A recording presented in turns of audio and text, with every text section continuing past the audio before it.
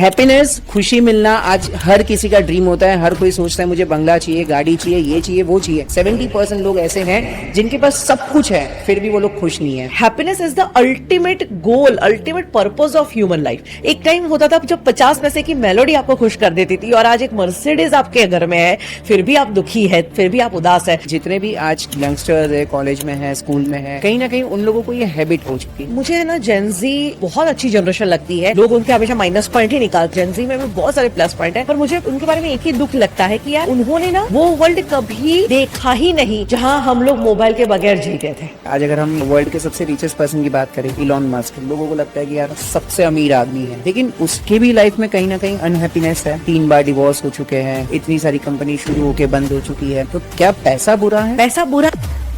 तो क्या ऐसे 2 या 3 या 4 पावरफुल लेसन्स या पावरफुल एक्टिविटी है जो वो आज से इम्प्लीमेंट करना शुरू कर दे, जिससे वो अपने खुद को बदल सकता है? हर एक इंसान को अपनी जिंदगी में एक बार और जल्द से जल्द एक रिपोर्ट जरूर करवाना चाहिए, जिस रिपोर्ट का नाम है।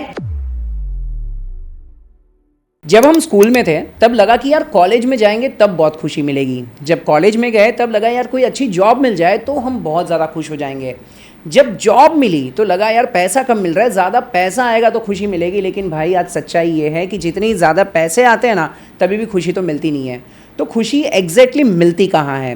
क्या खुशी, क्या हैप्पीनेस एक मंजिल है, एक डेस्टिनेशन है, या वो एक जर्नी है? आज के डिस्कशन में हम यही बात करने वाले हैं, और इसी डिस्कशन पे बहुत ज़्यादा डिटेल में जिनको एक्सपीरियंस है आज मैंने उनको बुलाया है। अब तक लाखों लोगों को इन्होंने ट्रेनिंग दी है। हैप्पीनेस कोच है Himani ma'am. Himani ma'am, thank you so much for coming to our podcast. Happiness, खुशी मिलना आज हर किसी का ड्रीम होता है। हर कोई सोचता है मुझे बंगला चाहिए, गाड़ी चाहिए, ये चाहिए, वो चाहिए। क्यों चाहिए? क्योंकि हर कोई खुश रहना चाहता है। लेकिन एक स्ट्रेंज चीज़ है, जब भी सर्वे निकला तभी पता चला कि यार 65-70% लोग ऐसे हैं जिनके पास सब कुछ है फिर भी वो लोग खुश नहीं है। तो आपके हिसाब से हैप्पीनेस है क्या? मैं हमेशा कहती हूँ कि आप जब इस धरती पे आते हैं तो क्या कभी आपने खुद से पूछा कि मैं इस धरती पे क्यों आया हूँ, भगवान ने मुझे इस धरती पे क्यों भेजा है? अक्सर जब मैं ये लोगों को पूछती हूँ तो लोग मुझे कहते हैं कि अपना नाम बनाने के लिए, बहुत सारा पैसा कमाने के लिए, कुछ अच्छा काम करने के लिए। डेफिनेटली ये सारे आपकी ज़िंदगी के लक्ष्य हो सकते हैं, बट मैं पूछ रही हूँ पर्पस। ज़िंदगी में पैसा कमाना हो या अचीवमेंट पाना हो, कुछ अच्छा कार्य करवाना हो, ये समझ लो माला के अलग अलग मोती है, बट ये मोती तभी पिरोए जा सकते हैं जब उसका धागा हो। यहाँ हमारे पास ऐसा है कि बहुत सारे मोती तो हमने इकट्ठा करके रखे हैं पर धागा ही कहीं गायब है, और इसलिए माला बनी नहीं रही है।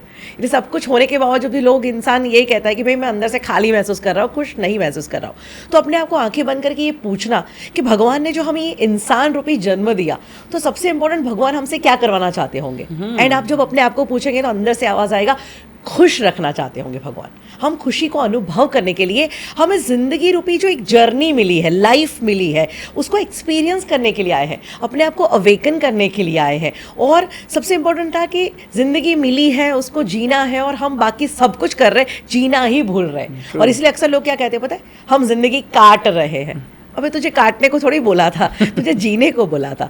तो हमेशा ना अपने आप को पूछोगे, अपने आप के साथ बैठोगे ना, तो समझ में आएगा कि happiness is the ultimate goal, ultimate purpose of human life. और इसकी बात की अंडरस्टैंडिंग होती नहीं, और हम ये मानते हैं कि इससे खुशी मिलेगी, उससे नहीं। पहले खुशी अंडरस्टैंडिंग से आती है, खुशी तुम्हारे अंदर से आती है। और जैसे आपने कहा ना कि हैप्पीनेस कोई डेस्टिनेशन नहीं है कि जहाँ हम एक दिन पहुँच जाएंगे। लोग अक्सर कहते हैं एक दिन आएगा, अपना भी एक दिन आएगा जब अपने पास सब होगा, उसके बाद मैं खुश रहूंगा। अबे तेरा वो दिन कभी नहीं आएगा। तेरा आज तेरे कल को बना रहा है, तो तू आज में उदास हो, कल भी ऐसा ही अट्रैक्ट करेगा। तो हर पल को 100% जीना, खुशी के साथ जीना। एंड अगर आप ये माइंडसेट रखेंगे, ये अंडरस्टैंडिंग रखेंगे, तो आप जिंदगी में हर परिस्थिति में हैप्पी जरूर रह पाएंगे। Absolutely, absolutely. लेकिन ये मैम, जैसे आपने बताया कि आप ये करोगे तो हैप्पीनेस हमेशा खुश रहोगे, लेकिन ऑनेस्टली स्पीकिंग ज़्यादातर लोग ये कर नहीं पाते। ज़्यादातर लोगों को पता है कि यार मुझे खुश रहना है, खुश रहना है, कोई भी सिचुएशन होगा, लेकिन फिर भी रह नहीं पाते हैं। एग्जैक्ट रीज़न क्या है, क्यों लोग खुश नहीं रह पाते हैं? सबसे पहले तो एक क्वेश्चन हम लोगों को पूछते हैं कि व्हाट इज़ हैप्पीनेस। तो उनको क्या लगता है कि घर लेना इज इक्वल टू हैप्पीनेस, गाड़ी लेना इज इक्वल टू हैप्पीनेस, कोई प्रमोशन होना इज इक्वल टू हैप्पीनेस। मैं कहता हूँ ओके, अगर गाड़ी में हैप्पीनेस है तो मतलब जब तुम्हारी ज़िंदगी में गाड़ी आ जाती है उसके बाद 24 घंटे तुम्हारे जीवन में हैप्पीनेस होनी चाहिए, राइट। अब गाड़ी आ गई, उस वक्त तो हैप्पीनेस आ गई, चलो मर्सिडीज नहीं ले भी ली, पर मर्सिडीज लेके ट्रैफिक में जब फंस जाते हो तुम्हारी हैप्पीनेस कहाँ जाती है? करेक्ट। वही मर्सिडीज पे कोई स्क्रैच लगता है तब तुम्हारी हैप्पीनेस का क्या होता है? तो हमारी डेफिनेशन ही गलत है। हमको जब भगवान ने बनाया ना तो मैन्युफैक्चरिंग डिफेक्ट नहीं किया। हम जब बच्चे थे क्या हमने अपने आप को ऑब्जर्व किया? हम कितने खिलखिला उठते थे, हर छोटी छोटी बात पे कितना एक्साइटमेंट होता था, कितनी खुशी होती थी। आपको पता है बारिश अगर होने लगती थी ना तो हमें इतना मजा आता था, हम भागते थे नहाने के लिए। सिंपल बारिश, और आज बारिश हो रही है हमें कोई फर्क भी नहीं पड़ रहा, हम कहते हैं हाँ गुड वेदर, राइट। और बहुत बहुत से एक स्टोरी रखेंगे, बट हम कितना इंजॉय उस वक्त करते थे। कागज की कश्ती में उसका कितना वजूद होता था। True. अब सोचो आपको कोई आके 50 पैसों की एक मेलोडी अचानक दे दे, अब वो चॉकलेट खा के भी खुश थे। एक टाइम होता था जब 50 पैसे की मेलोडी आपको खुश कर देती थी, और आज एक मर्सिडीज आपके घर में है फिर भी आप दुखी है, फिर भी आप उदास है। तो फिर भगवान को दोष मत दो, भगवान ने तुम्हें ऐसा नहीं बनाया था, ये तुमने अपने आप को बिगाड़ा है, राइट। सो दैट मीन्स वो अवेयरनेस, वो अंडरस्टैंडिंग, वो अपने आप में एक ट्रांसफॉर्मेशन और एक पैशन कि यार ज़िंदगी मिली है और खुशी खुशी जीना है। जब ये सब आता है ना तब ज़िंदगी में हम डिले नहीं करते हैप्पीनेस को, इस पल में हैप्पीनेस ले आते हैं। Absolutely absolutely.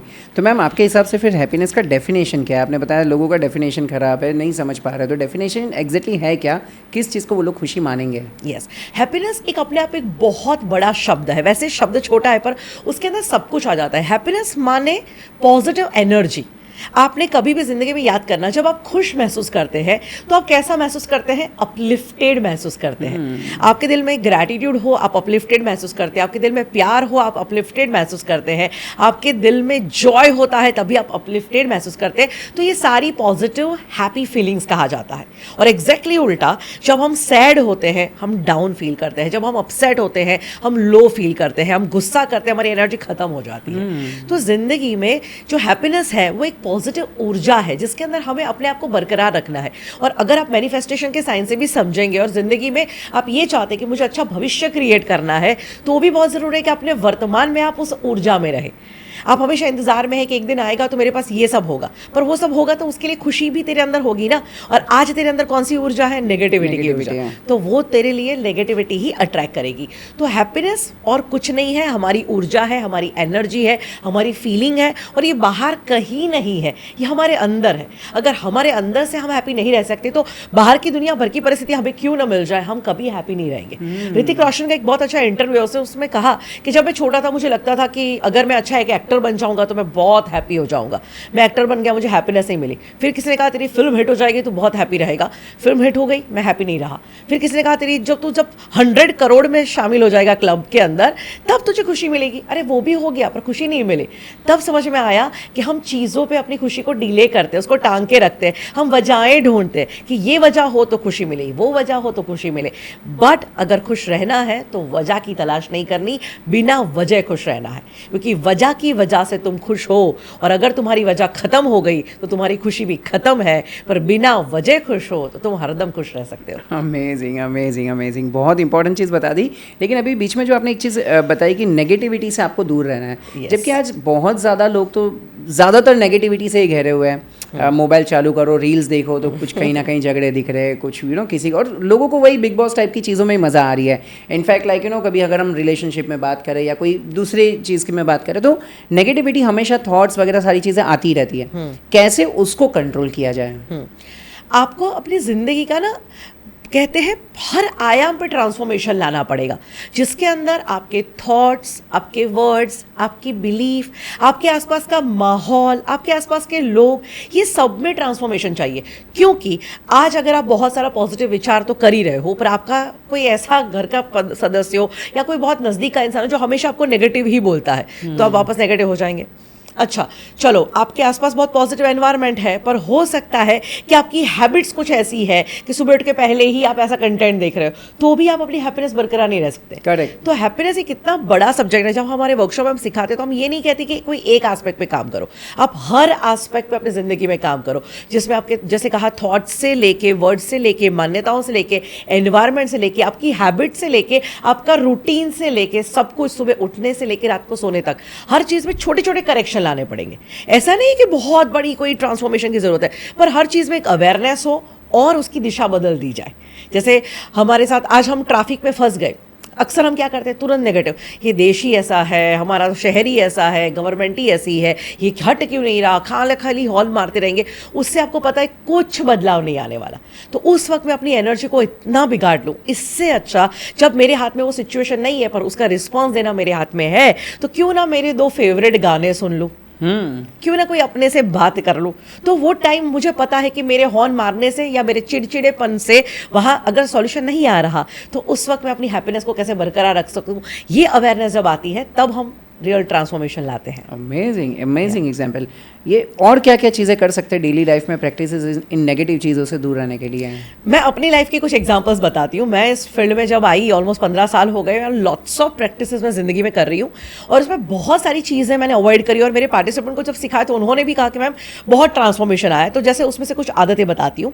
जैसे हम पहला सबसे इंपॉर्टेंट कहते हैं कि विजुअली आप जो देखते हैं और ऑडिटरीली आप जो सुनते हैं ना, उसका हमारे माइंड के ऊपर बहुत प्रभाव पड़ता है। तो अगर आप ज़िंदगी में खुश रहना चाहते हैं तो पहले आपका देखना और आपका सुनना ना करेक्ट करो। तो देखना माने हम कितना सब कुछ देखते रहते हैं पूरा दिन, रील्स देखते हैं, मोबाइल का content, YouTube videos, web series, movie, TV, serials, everything. तो आप है ना एक बार ऑब्जर्व जरूर करना। एक हफ्ता अपने आपको जस्ट ऑब्जर्वेशन पीरियड में रखो कि मैंने इस हफ्ते में कितना कंटेंट देखा। जस्ट रात को अपने आप को नोट करके सो कि कितना कंटेंट देखा, कैसा कंटेंट देखा। जैसा कंटेंट देखेंगे ना वैसी एनर्जी आपकी जिंदगी में अट्रैक्ट होगी। और आप देखो आजकल मैक्सिमम डार्क कंटेंट, एकदम सीरियस वाला कंटेंट, क्राइम कंटेंट बहुत चलता है, मतलब बहुत लोग देखते हैं, उसे इंजॉय करते हैं। बट आपको ये ऑब्जर्व आप करना कि जब आप बहुत सैड कुछ देख के सोए हैं, उस रात में आपको नींद अच्छी नहीं आएगी या आप हैवी फील करेंगे। आप कभी बहुत हैवी फिल्म देख के आए, कई बार बहुत अच्छी फिल्म भी होती है, आई अप्रिशिएट, मैं भी देखती हूँ, पर वो देखने के बाद हमारी जो हालत होती है, कई बार लोग बहुत सेंसिटिव होते हैं तो उसकी पूरी इफेक्ट आती है। हम लोगों को सिखाते हैं हमारे प्रोग्राम में कि what to watch, what not to watch. अगर आप सेंसिटिव है तो आपको ऐसे कंटेंट से हमेशा दूर रखना चाहिए अपने आप को। और अगर कभी ऐसा देख लिया तो अंडर स्पॉट उसको डिलीट करने के लिए कुछ पॉजिटिव भी देखना जरूरी है, राइट। और जैसे हम लोग देखते हैं तो इन शॉर्ट हमने देखा है कि ऑब्जर्व किया है कि लोग कई बार क्राइम की चीज़ें होती है वो बहुत ज़्यादा हाईलाइट करके पढ़ते हैं, उसके वीडियोस खोल के देखते हैं। आपको पता है एक्सीडेंट्स होते हैं तो उसके वीडियो भी मिलियंस में चले जाते हैं, लोग बार बार उसको देखना पसंद करते हैं। पर तुम्हें क्यों देखना है, कितना नेगेटिव घटना है ये, है ना। तुम्हें सिर्फ जानकारी लेनी चाहिए कि यहाँ पे ऐसा हुआ, पर उसका जितना डिटेल कर करके तुम देखोगे तो ये भी तो बहुत गलत चीज़ें हैं। तो पहले तो अपना देखना करेक्ट करो। खास करके आप सुबह उठ के जब मोबाइल खोल लेते हो और मोस्टली आप देखना पहला ही शुरुआत कोई ना कोई नेगेटिव चीज़ें होती है। क्योंकि हम यही मानते हैं कि भाई नेगेटिव खबरें ही खबरें होती है, तो वो हाईलाइट करके। और आप देखें सुबह सुबह सबकॉन्शियस माइंड इतना एक्टिव होता है, आप कुछ ऐसा कंटेंट देख लोगे ना, आपको नहीं पता चलेगा कि आज का दिन मुझे क्यों अच्छा नहीं लग रहा, मैं क्यों डाउन फील कर रहा हूँ। उसका कारण है सुबह तेरा डोज गया था, हमें पता ही नहीं है। तो विजुअली हम ऐसा डोज लेते हैं एंड ऑडिटरीली भी हम क्या सुनते हैं उसका भी बहुत प्रभाव पड़ता है। And I tell you, music जैसे एग्जाम्पल हम इसमें सिखाते हैं। म्यूज़िक बहुत इंपॉर्टेंट चीज़ है क्योंकि म्यूज़िक थेरापी है। म्यूज़िक से इंसान हील हो सकता है। हम कई बार साउंड हीलिंग और ऐसी थेरापीज कराते हैं तो हमने देखा है कि लोगों के डिसीजेस क्योर होते हैं। पर एग्जैक्टली म्यूज़िक आपको हील कर सकता है, एग्जैक्टली ऑपोजिट म्यूज़िक आपको बीमार भी कर सकता है। कैसे? जब आप नेगेटिव सैड चीज़ें बार बार सुनते रहते हैं। अब जब सैड सॉन्ग सुनेंगे आप ऑब्जर्व करना, आप अभी नॉर्मल मूड में हैं पर आप 3, 4, 5 एकदम सैड गाने अभी के अभी सुनो, आपका मूड तुरंत डाउन हो जाएगा, आपकी एनर्जी तुरंत लो हो जाएगी। क्योंकि जैसे ही संगीत सुनोगे तड़प तड़प के इस दिल से आह निकलती रही सो आपका कुछ नहीं हुआ है, अभी आप तड़प भी नहीं रहे हो, पर आपकी मेमोरी जो होगी ना वो वही दौड़ेगी जब आप जिंदगी में कभी तड़पे थे। ट्रू। और आप उसके साथ कनेक्ट करेंगे तो वो हो गई बात को भी रिकॉल करवाता है ये माइंड और वो सुनने की वजह से आपकी ज़िंदगी में नेगेटिविटी आती है। तो अब मैंने बहुत मतलब कॉन्शियसली अपने आप को ऐसे ट्रेन किया है। मैं रेडियो पे भी अगर सैड गाना आ जाता है, और सैड गाने ना एक्चुअली बनते बहुत खूबसूरत है, म्यूज़िक उसका इतना सुंदर होता है कि सुनने का मन करता है, लेकिन वो सुनना नहीं है, तो मैं तुरंत उसको चेंज कर देती हूँ, वरना हम लोग गुनगुनाते भी रहते हैं। करेक्ट। हाँ, मेरा जीवन कोरा कागज रह गया, सुन रहा है ना तू, रो रहा हूँ मैं, तो भाई क्यों रो रहा है, हंस भी सकता है तू। तो ऐसे ऐसे छोटे छोटे चीज़ें, अगर आपको मतलब मैं एक चीज़ बताऊंगी तो आपको कहेगा ये इतनी हद तक आप चेक करते हो अपने आप को। तो मेरे साथ जिसने भी कभी व्हाट्सएप चैट किया हो, आप उसको पूछ के देखना, आज तक रिकॉर्ड है, मैंने कभी भी किसी को मेरी तरफ से सैड इमोजी नहीं भेजा है, नॉट अ सिंगल टाइम, कभी भी नहीं। गलती से कभी टच हो गया तो ठीक है, अदरवाइज नेवर। क्योंकि मैं ये चाहती हूँ कि मेरी इमोजी, जैसे हम किसी को बताते हैं कि I am laughing, I am missing, whatever हम चैट करते हैं, सो हम अपना चेहरा सामने वाले को दिखाते हैं। And I never want to like show my face like this. मेरा ऐसा चेहरा नहीं हो सकता, मेरा सैड इमोजी नहीं हो सकता। तो ऐसे छोटी छोटी चीज़ों में अगर आप ध्यान रखेंगे, ये भी बहुत इंपॉर्टेंट चीज़ें हैं, पर छोटी छोटी है, पर हमारे माइंड को इफेक्ट करती है। Absolutely absolutely absolutely. और यही सारी चीज़ें हैं जिसके वजह से लाइक वो छोटी छोटी चीज़ें मिल करके लाइक एक पॉजिटिव एनवायरनमेंट बना लेता है। जैसे आपने देखा कि विजुअल इंप्रूव कर लो, ऑडियो इंप्रूव कर लो, ये बहुत प्रैक्टिकल चीज़ें हैं, लेकिन शायद ज़्यादातर लोग इसे समझ नहीं पाते हैं। ये आपने बहुत अच्छी चीज़ बता दी, लेकिन ज़्यादातर लोग इसे समझ नहीं पाते हैं। मैम, अभी आपने जैसे सॉन्ग्स की बात की कि कौन से सॉन्ग सुनने चाहिए, नहीं सुनने चाहिए, आपके मैंने कुछ वीडियोस देखे थे, वो लव यू जिंदगी के ऊपर आपने बहुत अच्छी बातें की थी और वो बहुत वायरल जा रहे हैं। वो एग्जैक्टली है क्या, मुझे बताइए, क्यों ऐसा बात करते हो आप? मैं ना एक बार अपने वीडियोस स्पेशली शूट चल रहा था हमारा, तो अलग अलग सब्जेक्ट पे मैं बात कर रही थी। तो जस्ट मेरे वीडियोग्राफर मुझे बोल रहे कि हिमानी, अलग अलग सब्जेक्ट में तो बात करी, पर तुम जिंदगी के बारे में अगर कुछ कहना चाहती हो, जिसके बारे में तुमने कभी कुछ सोचा ना हो, कोई स्क्रिप्ट ना हो, माइंड में कुछ भी ना हो, तो तुम जिंदगी के बारे में क्या कहोगी? एंड लिटरली मैंने कुछ शब्द ऐसे बोल दिए, कुछ वाक्य ऐसे बोल दिए, और हमने देखा तो एक वो वीडियो बन गया, और बहुत रैंडम वीडियो है, और जिसका नाम मैंने रखा लव यू जिंदगी, बिकॉज दिस इज फंडा of my life. I love my life a lot, क्योंकि मुझे ऐसा लगता है कि मेरी ज़िंदगी को मुझसे ज़्यादा और कौन प्यार कर सकता है, right? I need to love myself, I need to appreciate myself. So तो मैंने वो वीडियो बनाया जिसका नाम है लव यू जिंदगी, और वो इतना वायरल हुआ, मतलब ऑलमोस्ट 10 साल होने को आ गए हैं, पर आज भी मुझे कहीं ना कहीं से वो वीडियो मिलता ही है कि आज इस चैनल पे किसी ने रखा है और उसमें मिलियन में व्यू है, इस व्हाट्सएप पे मुझे आया है। तो वो वीडियो इन शॉर्ट और कुछ नहीं है, पर मेरे दिल से ज़िंदगी को अप्रिशिएट करने वाले कुछ ख्याल है, ज़िंदगी जीने के बारे में ख्याल है, जिसमें मैं कहती हूँ कि खुल के जियो ज़िंदगी, जब तक मौत गले ना लगा ले। एक दिन आएगा मौत जब हमें गले लगाएगी, राइट? और एक दिन आएगा जब हम मरने वाले हैं। पर प्रॉब्लम क्या है, मरना है एक दिन, तब मस्त मर जाना, अच्छे से मर जाना, 100% मर जाना। पर हर रोज़ तुम जो मरते हो ना, उसे बंद कर दो, हर रोज़ में जीना शुरू करो। हमारा प्रॉब्लम क्या है, हम जीते ऐसे हैं जैसे कभी मरने वाले ही नहीं। मतलब इतना ईगो में रहते हैं, इतना कई बार लोग बुरा काम करते हैं और उसको ये भी नहीं एहसास होता कि हम कभी मरने वाले। तो कहते हैं इंसान का घमंड ईगो इतना कि इंसान जीता ऐसे है जैसे कभी मरने वाला ही नहीं, और इंसान मरता ऐसे है जैसे वो कभी जिया ही नहीं। सो दैट मीन्स हम लोग ये कहते हैं कि भाई मरना हो ना तब 100% मरना, पर जब तू जी रहा है ना तो 100% जीना। क्योंकि आज आप लाइफस्टाइल देखो तो आपको यही लगेगा ये मर रहे हैं लोग, जी थोड़ी रहे हैं, और ज़िंदगी को कहते हैं ना काट रहे हैं। और एक बार ऐसा हुआ कि 2 दोस्त बैठे थे, और एक दोस्त ने दूसरे को कहा कि तू इतना अपसेट और दुखी क्यों दिख रहा है?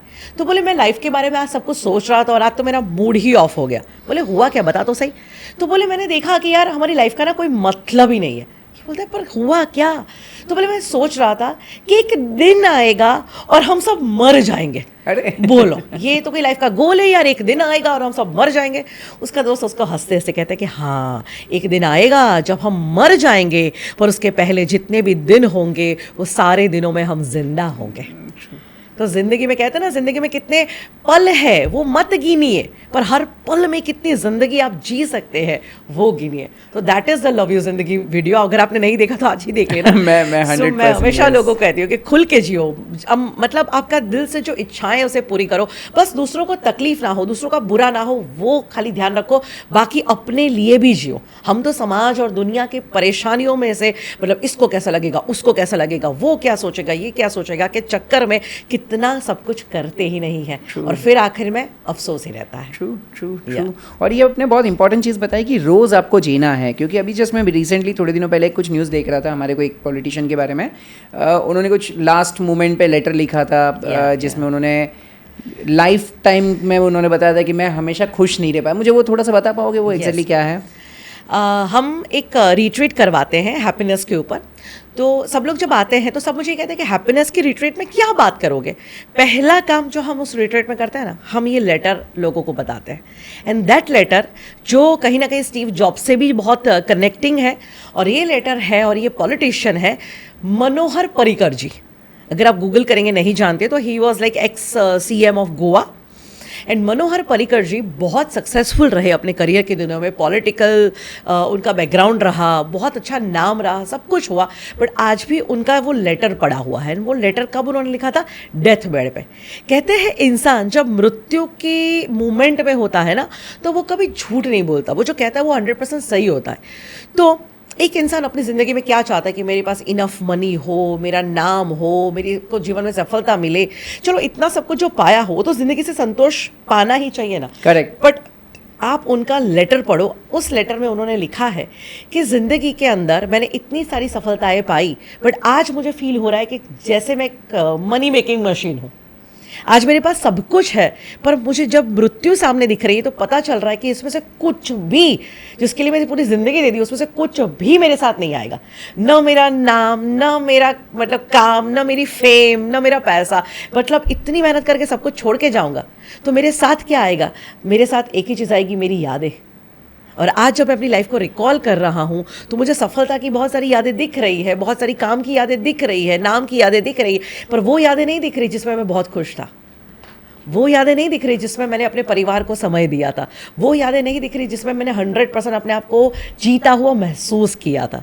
तो इंसान को आगे बढ़ना ही चाहिए। मैं हमेशा कहती हूँ सक्सेसफुल बनो, उसमें कोई प्रॉब्लम नहीं है, पर जब वो मृत्यु की घड़ी आती है ना सामने, तब जाके वापस अफसोस मत करके आना कि यार मैंने ज़िंदगी जिया क्यों नहीं। इवन इफ स्टीव जॉब्स के भी लास्ट वर्ड यही थे कि मैंने ज़िंदगी में सब कुछ पाया, बट मेरे पास मेरे दोस्तों के साथ बैठ के गप्पे मारने वाली मेमोरीज़ कम है, मेरे शौक के काम करने वाली मेमोरीज़ कम है, खुद को समय देने के लिए और अपने परिवार के साथ क्वालिटी टाइम स्पेंड करने की मेमोरीज़ कम है। तो ये अफसोस होता है इंसान को। तो हमें तो ऐसे लोगों से हमेशा सीखना चाहिए और अपनी ज़िंदगी को ना खुश रहने के लिए, जीने के लिए हमेशा वक्त देना चाहिए। अमेजिंग। मैम, किसी की भी लाइफ में आपने जैसे बताया खुश रहना चाहिए, तो खुश रहने के लिए बहुत सारे अलग अलग पैरामीटर्स को मुझे लग रहा है ठीक करना पड़ेगा। मतलब रिलेशनशिप्स में कुछ ठीक करना पड़ेगा, फिनेंसेस ठीक करने पड़ेंगे, बिजनेस ठीक करना पड़ेगा। कौन से पैरामीटर्स होते हैं और क्या पैरामीटर्स पे सबसे ज़्यादा फोकस करना चाहिए, क्योंकि वो सबसे ज़्यादा कंट्रीब्यूट करता है? यस, जिंदगी का तंबू 4 बम्बू पे खड़ा है। हम यही कहते हैं कि जिंदगी का तंबू ऐसे नहीं खड़ा होगा, बहुत सारे उसके पिलर्स है, जिसमें main physical, mental, social, spiritual, ये सारे एस्पेक्ट आ जाते हैं। कोई एक एस्पेक्ट से हैप्पी नहीं बन सकता, उसको जिंदगी के हर एस्पेक्ट में बैलेंसिंग करना पड़ेगा। एग्जाम्पल, अगर आज मेरे पास बहुत सारा पैसा है, बहुत सारा नाम है, पर मेरी हेल्थ खराब है, तो मैं कभी हैप्पी नहीं रह पाऊंगी। चलो मेरी हेल्थ बहुत अच्छी है, पर मेरे सारे रिश्ते बिगड़ गए हैं, सारे मतलब घर परिवार से मेरा झगड़ा है, तो भी मैं खुश नहीं रहूँगी। और कहते हैं आपके पास सब कुछ जब हो जाता है ना, मेरे पास ऐसे भी लोग आते हैं जिन्होंने ज़िंदगी में सब कुछ पाया हो, पैसा है, रिश्ते भी, हेल्थ भी, फिर भी वो लोग दुखी है, क्योंकि यहाँ पे आध्यात्मिकता की कमी आती है। आप कहते हैं ना स्पिरिचुअलिटी की क्या ज़रूरत है, वो भी ज़रूरत है। आज विराट कोहली को क्या ज़रूरत है प्रेमानंद जी के आश्रम में जाने की? आज विराट कोहली के पास दुनिया में मतलब एक भारत के हर इंसान को मतलब सपना हो सकता है विराट जैसा लाइफ जीने का, राइट? भारत की टीम में अपने आप में शामिल होना वो कितनी बड़ी बात है, और उसमें इतना सक्सेसफुल करियर बनाना उससे भी बड़ी बात, इतना टॉप पे जाना, इतनी बैलेंस लाइफ, इतनी अच्छी है, सब कुछ है, पर ज़िंदगी में आज वो कहाँ मुड़ गए हैं, राइट? तो ज़िंदगी में कहते हैं सब कुछ जब होता है ना, तब ज़िंदगी में असली खुशी आती है। ऐसे ढेर सारे सक्सेसफुल लोग हैं जो ज़िंदगी के बड़े आयाम में पहुंचने के बाद रियलाइज़ करते हैं कि अब मेरे अंदर आध्यात्मिकता की भी उन्नति होनी चाहिए। तो ऑल दी एस्पेक्ट, आप एक भी एस्पेक्ट ऐसे निग्लेक्ट करके नहीं रख सकते कि ये छोड़ दो बाकी सब ठीक करूँगा। माइकल जैक्सन के पास क्या नहीं था, माइकल जैक्सन की एग्जांपल आप अगर लो तो वो दुनिया का ऐसा मतलब पॉप स्टार था कि आजकल के पॉप स्टार तो उसके सामने पानी भरे, मतलब सोच भी नहीं सकते, कल्पना नहीं कर सकते उसकी जो फेम थी उस ज़माने में। कहते थे उसका जब कॉन्सर्ट होता था तो उसके बाहर एम्बुलेंस खड़ी रहती थी, किसके लिए? ऑडियंस के लिए, क्योंकि माइकल जैक्सन का क्रेज़ ऐसा था कि उसको देख के लड़कियां बेहोश हो जाती थी, उसको देख के लोग फेंट हो जाते थे और उनको हॉस्पिटल पहुंचाना पड़ता था। मतलब इतना क्रेज़ तो मुझे नहीं लगता दुनिया में किसी पॉप स्टार को मिला होगा जो माइकल जैक्सन के पास था। बट आप माइकल जैक्सन को इतना पाने के बाद पूछो कि क्या आप हैप्पी थे? नहीं, क्योंकि इन सारे चक्करों में उन्होंने अपनी हेल्थ के साथ बहुत छेड़खानी कर दी थी, अपनी हेल्थ को पूरा बिगाड़ दिया था। और आप सोचो जहाँ उसको ज़िंदगी जीनी थी उस समय में तो उनकी मृत्यु हो गई, तो सब कुछ धरा का धरा रह गया। तो हेल्थ को निगलेक्ट किया, वो हैप्पी नहीं रहे। ऐसे ढेर सारे एग्जाम्पल है, जैसे रिलेशनशिप को जिसने बैलेंस नहीं किया, राइट, और आज रिश्ते टूट गए हैं और इसकी वजह से आज देखो वो कहाँ से कहाँ पहुँच सकते थे। एग्जाम्पल प्रमोद महाजन, प्रवीण महाजन, दोनों सगे भाई थे, पर समाज में देखो कैसा एग्जाम्पल सेट हुआ, राइट। अगर वो आज दोनों के रिश्ते स्ट्रांग होते तो प्रमोद महाजन आज जिंदा होते तो शायद मोदी जी की तरह आज वो पीएम के दावेदार होते, वो भी बहुत बड़ी पोजीशन पे होते, राइट। तो कहने का मतलब जब रिश्ते इम्बैलेंस होता है तब भी इंसान दुखी होता है, हेल्थ इम्बैलेंस होती है तब भी दुखी होता है, और सब कुछ, और पैसे की भी कमी हो, लोग पैसों को भी कोसते हैं, तो नहीं, पैसा भी हैप्पीनेस का एक बहुत बड़ा पिलर है, वो भी होना चाहिए। एब्सोल्युटली। लेकिन पैसे के लिए तो बहुत लोग ये भी बोलते हैं, आज इनफैक्ट मैंने नोटिस भी किया है, आज अगर हम वर्ल्ड के सबसे रिचेस्ट पर्सन की बात करें, इलॉन मस्क, लोगों को लगता है कि यार सबसे अमीर आदमी है, लेकिन उसके भी लाइफ में कहीं ना कहीं अनहैप्पीनेस है। 3 बार डिवोर्स हो चुके हैं, इतनी सारी कंपनी शुरू होके बंद हो चुकी है। मतलब जो बंदा मास पे रहने की बातें कर रहा है, जो बंदा रॉकेट बना रहा है, टेस्ला जैसी कंपनी बना रहा है, उसकी भी लाइफ में अनहैप्पीनेस तो है, भले पैसा बहुत ज़्यादा है। तो क्या पैसा बुरा है?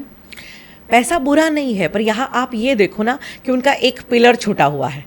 ज़िंदगी के तंबू के जो बम्बू है उसमें से एक बम्बू गायब है, जो रिलेशनशिप है। हमें ना ज़िंदगी में एक चीज़ समझ में नहीं आती, जिसको हम कहते हैं कहाँ ब्रेक मारनी है और किसके पीछे भागना है। मैंने देखा है कि लोग जब पैसे वाले बनते हैं, आज कोई साइकिल पे है तो उसको बाइक चाहिए, बाइक वाला बन गया अब बोलेगा मुझे 4 व्हीलर चाहिए, 4 व्हीलर बोलेगा मर्सिडीज़ चाहिए, मर्सिडीज़ वाले बोलेगा अब मुझे हेलीकॉप्टर चाहिए, राइट, चार्टर प्लेन चाहिए, यॉट चाहिए, कभी वो मिल गया तो अभी कल बोलेंगे अब मुझे स्पेस शटल ला के दो। तो कहने का मतलब हमें ज़िंदगी में हमेशा कुछ ना कुछ चाहिए ही होता है। करेक्ट। चाहना भी गलत बात नहीं है, पर जो है उसका संतोष ना फील कर पाना, ये बहुत बड़ी मुश्किल की बात है। और जब आपकी ज़िंदगी में कुछ मिलते जाए तो आनंद है। इलॉन मस्क भी आज ऐसा कह सकता है कि अभी भी मेरे पास कुछ नहीं है, उसके पास भी आज भी पाने को बहुत कुछ बाकी है। तो आपके ज़िंदगी में कहाँ ब्रेक मारना है ये भी तो तय करना पड़ेगा ना। अदरवाइज आप कुछ चेज़ ही करते रहोगे और ज़िंदगी में आपको अल्टीमेटली कुछ भी नहीं मिलेगा। और अगर आपकी ज़िंदगी में एक पिलर इतना स्ट्रांग चल रहा है तो फिर आपका 100% फोकस ये होना चाहिए कि चलो अब बाकी के पिलर्स को कैसे स्ट्रांग किया जाए। जैसे काफ़ी लोग होते हैं जिसकी ज़िंदगी में कोई एक एस्पेक्ट बहुत अच्छा चल रहा है, पर अभी वो इतने क्रेजी हो जाते हैं ना कि फिर उसी को और बेहतर लग जाते हैं, पर बाकी की चीज़ें फिर पीछे छूट जाती है। तो मैं उनको पर्सनली तो नहीं मिली कि वो कितने हैप्पी अनहैप्पी है, बट जब हम ऐसे एग्जांपल्स देखते हैं उनके रिश्तों के, उनकी लाइफ के, तो हम ये ज़रूर मतलब एक कहते हैं ना कि एक आयाम से देख सकते हैं कि इंसान को कहाँ बैलेंस की ज़रूरत है। या मैम आपने बहुत सही तरीके से बताया, लेकिन इसमें मुझे भी ऐसा लग रहा ना कि हैप्पीनेस को काउंट करने का कहीं ना कहीं मेजरमेंट नहीं है। आज आपने जैसे बताया बाइक वाले को चाहिए कि मैं कार खरीदूँ, कार वाले को चाहिए मैं मर्सिडीज़ खरीदूँ, मर्सिडीज़ वाले के कुछ और सपने होंगे क्योंकि वो जज कर पा रहा है, नेक्स्ट लेवल का वो प्रोग्रेस देख पा रहा है। हैप्पीनेस में मैं कैसे जज करूँ कि कौन कितना हैप्पी है? मतलब मैं ज़्यादा खुश हूँ, आप ज़्यादा खुश हो, कैसे पता चले? हैप्पीनेस के लिए हम जनरली दुनिया में दूसरों को है ना कंपेयर करके ये जज नहीं कर पाएंगे। कंपेयर करेंगे ना तो वो इंसान कभी भी हैप्पी रह ही नहीं पाएगा, क्योंकि हमेशा हमें लगता है कि दूसरों के पास देखो कितना है, दूसरों के पास कितना है, बट हमें एक्चुअली हमारी परिस्थिति में क्या है ना वो अच्छी चीज़ें ढूंढनी पड़ेगी, तभी हम जिंदगी में हैप्पी रह पाएंगे। मैं आपको एक छोटा सा एग्जाम्पल देती हूँ। एक बार एक कौवा बैठा था और वो देख रहा था कि भगवान ने मुझे कैसा बनाया, यार पंछी बना के भेजा पर मेरा कलर का तो कोई ठिकाना नहीं, काला कलर, भगवान को कोई कलर नहीं मिला मुझे करने के लिए, और ऐसा काला मतलब चोंच तक काली बना दी, कितना गंदा लग रहा हुआ, और अगर मुंह से आवाज़ निकालो ना तो लोग भाग जाते हैं और मुझे भगा देते हैं। तो भगवान मेरे साथ ऐसा क्यों किया? और अचानक वहाँ पे उसकी नज़र एक बगुले पे पड़ी। वाह, सफ़ेद रंग का बगुला, इतना साफ सुथरा उसका रंग, उसको देख के उसको इतनी जेलसी हुई और अपनी कंपैरिजन करने लगा कि भगवान बस आप यही किया आपने मेरे साथ कि इस बगुले के अंदर इतना सफ़ेद रंग डाला, मेरे अंदर कुछ छींटे भी डाल दिए होते मैं कितना खूबसूरत लगता। और बगुला कितना नसीब वाला है, और बगुला उसको देख रहा है और इसको मतलब उसको अंदाज आ रहा है कि मेरे बारे में कुछ सोच रहा है। तो बगुला पूछता है क्या हुआ मेरे भाई कौवे? वो कहता है कि मैं ये सोच रहा हूँ कि तू कितना नसीब वाला है, तेरे पास कितना सब कुछ है। बगुला कहता है कि अच्छा तुझे मैं नसीब वाला दिखता हूँ? क्या है क्या मेरे पास? सफ़ेद रंग ना एक ही है, पर ये देख पूरा शरीर सफ़ेद रंग से रंग दिया। तू मेरा पेन नहीं जानता, तू वहाँ उस डाल पे बैठे हुए तोते को देखा, वो मुझसे कितना ज़्यादा ब्यूटीफुल है। मैं तो पूरा दिन उसको देखता रहता हूँ, उसको कितना ग्रीन सुंदर कलर और उसमें रेड चोंच, वाह! और वो बोले भी कितना मीठा मीठा, सब उसके दीवाने हैं, मेरे थोड़ी है। हाँ, कौवे को बात समझ में आई, बगुला कुछ खास नहीं है, तोता ये बहुत स्पेशल है।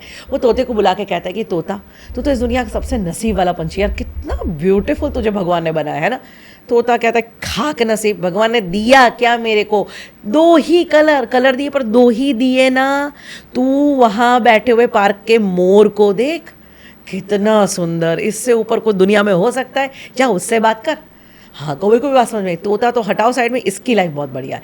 वो मोर के पास आता है और बोले मोर मेरे भाई तू कुछ मत बोलना, क्योंकि मैंने सारे पंछियों से बात कर ली और सबका कहना है कि तुझसे बेहतर इस दुनिया में और कोई पंछी नहीं है। तू कितना नसीब वाला है, और तू तो हर क्षण खुश ही रहता होगा, है ना, क्योंकि भगवान ने रंग रूप सब कुछ दे दिया, तेरे दीवाने बना दिए लोगों को। मोर कहता है भाई तू मुझे नसीब वाला समझ रहा है, पर मेरी दृष्टि से देख तो मुझे तो हमेशा तुझे देख के ये ख्याल आता है कि तुझसे ज़्यादा नसीब वाला इस दुनिया में कोई पंछी ही नहीं है। कौवा जोर से हंस पड़ता है, अबे बेवकूफ़ हो गया है क्या, पागल हो गया है क्या, क्या बोल क्या रहा है? मुझ में और नसीब क्या, मेरे में अच्छा क्या, देख तू और मैं देख तो सही। मोर कहता है भाई हमारे पास जो होता है ना वो हमें दिखता नहीं है, हमें सामने वाले की चीज़ अच्छी लगती है, पर तुझे बताऊं इस रंग रूप के चक्कर में ना पूरी दुनिया मेरे पीछे पड़ी रहती है। कितने लोग आज तक आए, मुझे पकड़ पकड़ के ले गए, पिंजरों में बंद रखा, और मैं इतनी बार जब पिंजरों में कैद रहा, कई जू में भी गया, पर मैंने एक चीज़ नोटिस करी, दुनिया के सारे पंछियों को लोग पकड़ पकड़ के पिंजरे में बंद करते हैं, पर आज तक मैंने कोई कौवे को पिंजरे में बंद नहीं देखा।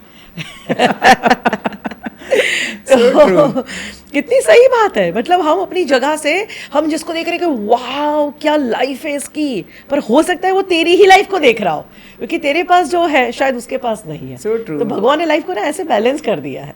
तो कंपेयर मत करो, this is the biggest insult of yourself. Bill Gates बहुत सही कहता है कि जिंदगी में गलती से भी कभी अपनी कंपेयर कर दो तो याद रखना ये इससे बड़ा अपमान खुद का और कोई नहीं है। Amazing amazing. नहीं, बहुत इंटरेस्टिंग स्टोरी के फॉर्मेट में आपने बता दिया कि हमें कंपैरिजन नहीं करना है, हम जो है उसी में हम बहुत ज़्यादा खुश रह सकते हैं। Amazing amazing.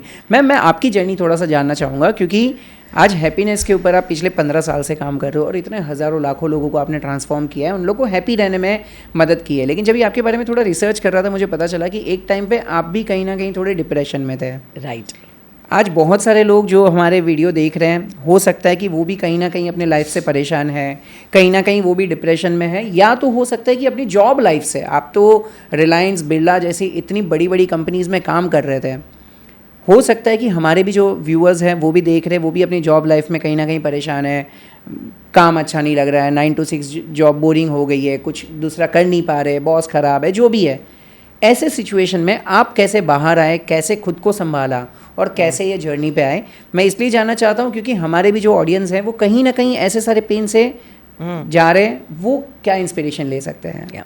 मुझे कई बार मेरे पार्टिसिपेंट ऐसा फीडबैक देते हैं कि मैम आप जब सिखाते हैं ना तो बहुत दिल से सिखाया ऐसा लगता है। उसका मैं एक कारण बताती हूँ, क्योंकि मैं जो सिखाती हूँ ना वो मैंने अनुभव किया है। वो सामने वाला जब डिप्रेशन में होता है ना तो मुझे पता है कि डिप्रेशन में होना कैसे महसूस करवाता है, और मुझे कई बार ये लगता है कि जो आपने कभी फेस नहीं किया ना वो आप दूसरे को कैसे सिखा सकते हो। करेक्ट। अगर आप पेरेंटिंग कोच बने हो पर आप खुद ही माँ बाप नहीं हो, आपके खुद पे घर में बच्चा नहीं है, तो आप एग्जैक्टली नहीं समझ पाओगे। राइट। तो मैं इसलिए इस सब्जेक्ट को बहुत अच्छे से समझ पाती हूँ, इसलिए मैं हैप्पीनेस को अच्छे से समझ पाती हूँ, क्योंकि मैंने जिंदगी में उसको फेस किया है। और अपनी स्टोरी छोटी, मतलब अपनी स्टोरी में शॉर्ट में बताऊँ तो मैंने MBA किया, उसके बाद रिलायंस एंड बिरला दोनों कंपनी में से मैनेजर का काम किया। बचपन से ऐसा था जिंदगी में कुछ अच्छा करना है, जिंदगी मिली है कुछ हटके करेंगे, और उस वक्त ऐसा लगता था कि अच्छी कंपनी में काम करना, बड़ी पोजीशन होना, यही जिंदगी में हमें चाहिए, क्योंकि स्कूल कॉलेज में यही सिखाया जाता है, अच्छे मार्क्स लाओ तो अच्छी जॉब मिलेगी, अच्छी जॉब मिलेगी तो अच्छा पैकेज होगा। तो पैकेज के चक्कर में ही मैं सिंपल कहूँ तो मैंने MBA भी किया, और रिलायंस कंपनी में मुझे हुआ भी है कुछ ऐसा कि कैंपस इंटरव्यू मतलब रिलायंस कंपनी ने किया और सबसे हाईएस्ट सैलरी वाली जॉब भी मिल गई, जो चाहिए था वो मिल तो गया, पर जब मेरी ओरिजिनल जर्नी वहाँ कॉर्पोरेट में शुरू हुई तो वो जो ट्रांजिशन था from college life to corporate world, वहाँ का पूरा स्ट्रेस समझना, वो एनवायरनमेंट अगर आप देखोगे, ओ माय गॉड, कॉर्पोरेट में काम करना आज के ज़माने में ईजी नहीं है, it's very tough and it's very stressful. और ये सब कुछ था, और उसके बीच में मेरे पर एक दूसरा लोड ये था कि जो काम करने को मैं जाती थी मुझे उसमें बिल्कुल मज़ा नहीं आता था। I literally didn't like that work, और मुझे हमेशा, मतलब मैं अपनी जॉब के साथ भी जस्टिस नहीं कर रही थी। मुझे लगा मैं अपनी कंपनी चेंज करूँ, तो मुझे बिरला में से ऑफर आई, मैं वहाँ चली गई, पर सेम काम मिला। And at the time I realise कि यार मैंने MBA क्यों किया। और फिर मैं अपनी ज़िंदगी को रिकॉल कर रही हूँ कि मैंने कभी अपने आप को ये नहीं पूछा कि मुझे कौन सा काम अच्छा लगता है, मेरी टैलेंट क्या है, मेरी वीकनेस क्या है, मुझे ज़िंदगी में क्या करना चाहिए, ये हम कभी नहीं सोचते। और बस आगे बढ़ो आगे बढ़ो, बढ़ते ही जाते हैं, रेस की तरफ भाग रहे हैं। जब इंसान को ज़िंदगी में सेटल फील करना होता है, उस वक्त तो मेरी ज़िंदगी का पूरा स्टार्टिंग हो रहा था कि मैं क्या करूँ ज़िंदगी में। और मेरे काफ़ी दोस्त हैं जो बहुत अच्छा कर रहे हैं क्योंकि उन्होंने अपने पैशन को अपना प्रोफेशन बनाया है। तो उन लोगों को अपने आप से पता था कि भाई मैं डांसर हूँ तो मुझे डांसिंग में जाना चाहिए, एक्टर हूँ एक्टिंग में जाना चाहिए, पायलट बन गए मेरे कुछ दोस्त, कोई आरजे है तो अपने काम से बहुत प्यार करते हैं। और मेरे साथ बिल्कुल उल्टा। और जो मैंने अभी कंपैरिजन की स्टोरी सुनाई वही मैं अप्लाई करती थी, हमेशा कंपेयर करती थी, यार इसको इतना अच्छा करियर मिल गया, मुझे नहीं मिला, मुझे नहीं मिला, और उसकी वजह से मिल भी नहीं रहा था। तो इस वजह से मुझे ज़िंदगी ना डिप्रेशन आ गया, क्योंकि मुझे लगा कि मेरी पूरी ज़िंदगी ऐसी ही जाएगी जिसमें मुझे ज़िंदगी में बिल्कुल मज़ा नहीं आएगा, काम करने में कोई आनंद नहीं होगा, और ज़िंदगी का 50% टाइम आप अपने ऑफिस और वर्क के साथ बिताते हैं। तो मुझे ऐसा लगा कि मेरे अंदर भगवान ने कोई टैलेंट नहीं रखी। और उस उदासी के पीरियड में एक चीज़ अच्छी मैंने करी, हम लोग ना, मैं सारी जनता को ये बताना चाहती हूँ कि आप जब शरीर से कुछ भी फेस करते हैं, जैसे आज आपके शरीर में कोई बुखार आ रहा है, 2-3 दिन आप इंतजार करोगे, पर चौथे दिन भी अभी बुखार कम नहीं हो रहा, सीधा आप एक्सपर्ट के पास यानी डॉक्टर के पास जाते हो कि देखो भाई मेरे शरीर में क्या चल रहा है। अगर आज आपको हेडेक हो रहा है, एक आध दिन आपने इंतजार किया पर वो खत्म नहीं हो रहा, you will consult the doctor, क्योंकि मेरे शरीर का कोई भी छोटा हिस्सा, अरे आंख लाल हो गई आप डॉक्टर के पास जाओगे, घुटने में दर्द है आप डॉक्टर के पास जाओगे, क्योंकि पता है कि हम इस बॉडी के एक्सपर्ट नहीं है। तो हमें एक्सपर्ट के पास जाना पड़ेगा, कंसल्टेशन लेना पड़ेगा कि क्या गड़बड़ चल रही है। पर पूरे शरीर का एक छोटा सा हिस्सा आप नहीं छोड़ते। जब आपके माइंड में इतना सब कुछ चलता है तो आप उसे निग्लेक्ट कैसे कर सकते हो। माइंड के लिए आप कब किसी एक्सपर्ट के पास गए कि मेरे को बहुत सारे नेगेटिव विचार आ रहे हैं, बताओ मैं क्या करूं, मुझे बहुत डिप्रेसिव फीलिंग्स आ रही है, मैं क्या करूं, मैं बहुत लो फील कर रहा हूं, प्लीज़ गाइड मी। ऐसी तो बात हम करते ही नहीं, हमें ये सिखाया नहीं गया। तो मैंने ज़िंदगी में महसूस किया कि सच में हमें जब भी लो फील हो तो एटलीस्ट हमारी हेल्प और कोई नहीं करेगा, हमें खुद की हेल्प करनी पड़ेगी, हमें उसमें से कुछ बाहर उठना पड़ेगा। And at that time I transform my self with one book. मुझे लगा कि अच्छी किताब पढ़ लेती हूँ, क्योंकि मेरे पास कोई ज़्यादा ज्ञान तो था नहीं। तो मैंने स्वामी विवेकानंद की एक किताब उठाई, और उस किताब का पहला पेज का सेंटेंस था, you are the creator of your own destiny. And I was shock, क्योंकि मैं बचपन से ना फिल्में देख देख के ऐसी बड़ी हुई हूँ कि हमारी लाइफ तो लिखी हुई है, कोई चला रहा है, और जितना तुम रोगे उतना ही तुम्हारा भला होगा। तो मैं लिटरली मंदिर में जाती थी और भगवान के सामने रोती थी कि हे भगवान, मैंने किसी का क्या बिगाड़ा है, मुझे तो आज ये दे दे वो दे दे। मैं फिल्मों के डायलॉग कॉपी पेस्ट करती थी। पर मेरा ये जो साइंस मैंने पढ़ा, उसमें पावर ऑफ सबकॉन्शियस माइंड के बारे में स्वामी विवेकानंद ने लिखा था कि तू जो सोचता है, बोलता है, मानता है, वही तुझे मिलता है। और मैं तो पूरा नेगेटिव ही बोलती थी, मेरे कोई बुरा करियर, मेरे कोई बुरा career. And at the time I realise कि मुझे अपने आप को चेंज करना पड़ेगा। तो मैंने बहुत सारी किताबें पढ़ डाली, फिर पता चला इसके ऊपर ट्रेनिंग वर्कशॉप्स चलते हैं, मेडिटेशन सेशंस होते हैं। तो मैंने ऐसे अच्छे प्रोग्राम्स को अटेंड करना शुरू किया, और वो करने के बाद सारी प्रैक्टिसेस को किया, और उससे मेरी ज़िंदगी में जो बदलाव आया, परिस्थिति नहीं बदली थी, मुझे कोई करियर नहीं मिल गया था, पर मैं अंदर से बदल गई थी। मेरे अंदर उम्मीद जागी, डिप्रेशन कम हुआ, कॉन्फिडेंस बढ़ा, और एक जोश आया कि नहीं यार, ज़िंदगी में कुछ तो अच्छा हम करेंगे ही हमारी। और वो जो पॉजिटिव एनर्जी आती है तो आप अपने आप में इतना अपलिफ्टेड फील करते हो। तो मेरे दोस्तों ने कहा, इतनी कैसे चेंज लग रही, तो कर क्या रही है? तो मैंने कहा, तुम्हें पता है पावर ऑफ सबकॉन्शियस माइंड के बारे में, तुम्हें पता है पॉजिटिव क्यों रहना चाहिए? बोले नहीं। तो मैंने सुनो अभी। Amazing. तो मैंने उनको कहा सुनो अभी, सुनाया, उनको सिखाया, और वो सीखने सिखाने की जो प्रोसेस मेरी चली, सबको इतना अच्छा लगता था। बोले हिमानी और सिखाओ और सिखाओ। तो मेरा हमेशा से इंटरेस्ट ये था कि कुछ नया सीखूं, कुछ नया सिखाऊं, कुछ नया सीखूं, कुछ नया सिखाऊं। एंड आई रियलाइज कि यार ये वो काम है जो मैं दिल से कर सकती हूँ, और मुझे यही काम करना है। एंड देन आई डिसाइडेड कि मैं इस ट्रेनिंग फील्ड में आऊँगी और लाइफ कोच बनूंगी। एब्सोल्युटली। तो मैम यही चीज़ मैं भी सीखना चाहूँगा, क्योंकि अगर मैं चाहता हूँ कि अगर समझो हमारा कोई व्यूअर है जो समझो ऐसे ही सिचुएशन से कहीं ना कहीं परेशान है, जॉब कर रहा है लेकिन डेली लाइफ से वो परेशान है, उसको लग रहा है कि मुझे कुछ नया करना है, यही बंधन में नहीं रहना है, तो वो क्या सीखेगा आज आपसे, क्योंकि आपने तो बताया कि बहुत सारे अपने प्रोग्राम्स अटेंड किए, बुक्स पढ़ाई की, कुछ नया सीखा सिखाया, तो क्या ऐसे 2 या 3 या 4 पावरफुल लेसन्स या पावरफुल एक्टिविटी है जो वो आज से इम्प्लीमेंट करना शुरू कर दे, जिससे वो अपने खुद को बदल सकता है अगले 60 डेज 90 डेज के अंदर? मैं सबसे पहले एक सजेशन दूंगी कि एक पहले का ज़माना था कि मुझे जब मुंबई से दिल्ली जाना होता था तो शायद मुझे चल के जाना पड़ता था, फिर धीरे धीरे घोड़ा गाड़ी आई, फिर धीरे धीरे गाड़ी आई, और फिर धीरे धीरे अब तो प्लेन आ गया। तो कभी जो जर्नी हम दिनों हफ्तों महीनों में करते थे, आज हम शायद 2-4 घंटे में कर लेते हैं, राइट? हाँ। तो अब ज़माना है शॉर्टकट का, फास्ट का, जहाँ पे हम जल्दी जल्दी अपने ज़िंदगी में रिजल्ट जाने। तो वैसे तो बहुत सारे तरीके हैं, मैंने काफ़ी यूट्यूब वीडियोस में इसकी बात करी है, पर मैं आज आपको खास रिकमेंडेशन करना चाहती हूँ कि हर एक इंसान को अपनी ज़िंदगी में एक बार और जल्द से जल्द एक रिपोर्ट ज़रूर करवाना चाहिए, जिस रिपोर्ट का नाम है DMIT। DMIT माने क्या? डर्मेटोग्लाइफिक्स मल्टीपल इंटेलिजेंस टेस्ट।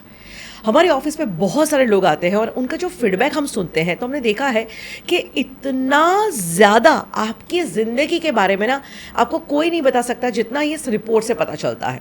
तो ये रिपोर्ट होता क्या है कि आपकी जो 10 फिंगरप्रिंट्स होती है, आप जब माँ के गर्भ में होते हैं तब ये बनती है, और इसके साथ साथ आपका ब्रेन भी क्रिएट होता है, और एग्जैक्टली फिंगरप्रिंट्स के एनालिसिस से आपके ब्रेन में कौन सी स्ट्रेंथ है, कौन सी वीकनेस है, कौन सा करियर बेस्ट है, कौन सा फील्ड आपको लेना चाहिए, कौन सा फील्ड आपको अवॉइड करना चाहिए, ये सब पता चलता है। हमारे यहाँ पे क्या कल्चर है पता है कि अगर आपके बहुत अच्छे मार्क्स आए तो आप साइंस में चले जाओ, मीडियम वाले हो कॉमर्स ले लो, अरे कम आ गए जाओ आर्ट्स में। एक्चुअली ऐसा नहीं है। तुम्हारी आर्ट्स की अगर टैलेंट है तो आपको आर्ट्स चूज करना चाहिए, अगर तुम्हारे कम मार्क्स भी है पर तुम्हारी साइंस की टैलेंट हो तो तुम्हें साइंस में जाना चाहिए, क्योंकि हर एक इंसान स्पेशल गॉड गिफ्ट लेके आता है, पर मैक्सिमम लोग इस दुनिया में कभी भी उस गिफ्ट को उजागर नहीं कर पाते। एग्जाम्पल, सचिन तेंदुलकर इसीलिए बने क्योंकि उन्होंने क्रिकेट चूज किया, पर सोचो अगर वो सिंगर बनते तो, अगर वो डांसर बनते तो कभी सचिन का नाम ही नहीं होता, शायद वो डॉक्टर और इंजीनियर बन जाते तो भी कुछ बड़ा नहीं कर सकते थे। करेक्ट। एग्जैक्टली लता मंगेशकर अगर वो कहती कि मैं फुटबॉल चैंपियन बनूंगी, मैं बैडमिंटन चैंपियन बनूंगी, तो शायद वो लता मंगेशकर नहीं होती। तो हर एक इंसान जो टॉप पे बैठा है उसमें एक चीज़ तो कॉमन है, उन्होंने अपनी हाईएस्ट टैलेंट को पहचाना है और उसी को आज अपने करियर में यूज़ कर रहे हैं। और हमारे देश के मैक्सिमम लोग अपनी हाईएस्ट टैलेंट को जानते तक नहीं है, ज़िंदगी में जन्म लेते हैं और वो टैलेंट जाने बिना ही मर जाते हैं। तो दिस इज़ द बेस्ट जरिया कि जिससे आप अपनी टैलेंट को जान सकते हैं, जिसमें आप 10 फिंगरप्रिंट्स देते हैं और उसके ऊपर एक पूरा रिपोर्ट जनरेट होता है और जिसके ऊपर आपका एक डिटेल्ड काउंसलिंग होता है। और मैं लोगों को कहती हूँ कि तुम्हारी स्ट्रेंथ और वीकनेस पे बोलना हो तो तुम कितना मिनट बोल पाओगे, तो लोग कहते हैं 5-10 मिनट। आप क्रिकेट बॉलीवुड की बात कर लो तो आप घंटों बोल पाओगे, करेक्ट, पर खुद के ऊपर 5-10 मिनट बस। तो हम ये कहते हैं कि जब आपका रिपोर्ट तैयार हो जाता है ना, हम आपके ऊपर 60 मिनट बोल सकते हैं। इतनी इम्पॉर्टेंट है DMIT करवाना। तो मैं आपको खास कहूँगी कि मैंने अपनी ज़िंदगी ना बहुत स्ट्रगल करी ये सब कुछ ढूंढने के लिए, पर जब मेरा DMIT रिपोर्ट सामने आया तो उसमें नंबर 1 टैलेंट मेरी लिखी हुई थी लिंग्विस्टिक स्किल्स एंड साइकोलॉजी। तो मुझे अगर बचपन में ही कोई DMIT टेस्ट करवा देता तो मुझे MBA करने की ही ज़रूरत नहीं थी, मुझे तो आर्ट्स में जाना था, मैं आर्ट्स के लिए बनी थी और मुझे साइकोलॉजी लेना था। जो नेचुरली मैं ह्यूमन साइकोलॉजी को इतना ईजिली समझ पाती हूँ, तो अगर मैं साइकोलॉजी को पढ़ती और तो शायद हो सकता है मैं PhD बन जाती, राइट। तो हमारी ज़िंदगी में बहुत सारी चीज़ें हैं जो हमें पता नहीं है, और आज ज़माना फास्ट का है, तो इतना समय आपको लेने की ज़रूरत नहीं है। आप सिंपल अपना DMIT टेस्ट करवाओ और जिससे आपको बहुत कम समय में अपने बारे में काफ़ी कुछ चीज़ें जानने को मिल जाएगी। मैं थोड़ा सा डिटेल में जानना चाहूँगा कि इसमें क्या क्या पैरामीटर्स आप देखते हो फिंगरप्रिंट में और वो कैसे पता चलता है? ओके, तो हमारा ब्रेन जो होता है उसके मेन 5 लोब्स होते हैं। जैसे आप साइंस में पढ़ाई किया होगा तो सबको पता होगा pre frontal lobe, frontal lobe, parietal lobe, occipital lobe. तो ये सारे ब्रेन के ना भाग है। उसमें ब्रेन जब बनता है तो उसके अंदर न्यूरॉन्स हमारे ब्रेन के हर एक भाग में होते हैं, पर कुछ भाग ऐसा होता है जो बहुत पावरफुली काम करता है और कुछ लोगों में ऐसा होता है कि कुछ भाग जो है वो धीरे धीरे काम करता है। तो आप देखना कि कुछ इंसान है जो मैथ्स में तो बहुत अच्छे हैं पर जब कम्युनिकेशन की बात आती है तो बड़े अच्छे से कम्युनिकेट नहीं कर पाते। करेक्ट। कुछ लोग लाइक ऑफिस का मैनेजमेंट करने में तो बहुत अच्छे हैं, पर अगर उनको कोई स्पोर्ट्स खेलने को दिया जाए तो वो अच्छा नहीं कर सकते हैं, राइट। हर एक के अंदर आप देखना कोई एक भाग होगा जिसमें आप बहुत अच्छा कर पाते हो और कोई भाग ऐसा होगा जिसमें आप बहुत वीक है। तो होता क्या है, जैसे कुछ भाग के एनालिसिस से पता चलता है कि हमारा मैनेजमेंट स्किल कैसा है, कुछ भाग के एनालिसिस से पता चलता है कि हमारा लॉजिक कैसा है, कुछ भाग से पता चलता है कि fine motor gross motor skills कैसा है। Fine motor gross motor skills माने शरीर के बड़े मसल्स का कंट्रोल, शरीर के छोटे मसल्स का कंट्रोल। अब मैं सिंपल एग्जांपल देती हूँ। मेरे पास काफ़ी ऐसे लोग आए कि जैसे कोई डेंटिस्ट है और कहते हैं मेरी बेटी को मुझे डेंटिस्ट बनाना है, उसके मार्क्स भी बहुत अच्छे आ रहे हैं। मैं कहती हूँ सॉरी, पहले let me check his fine motor skills.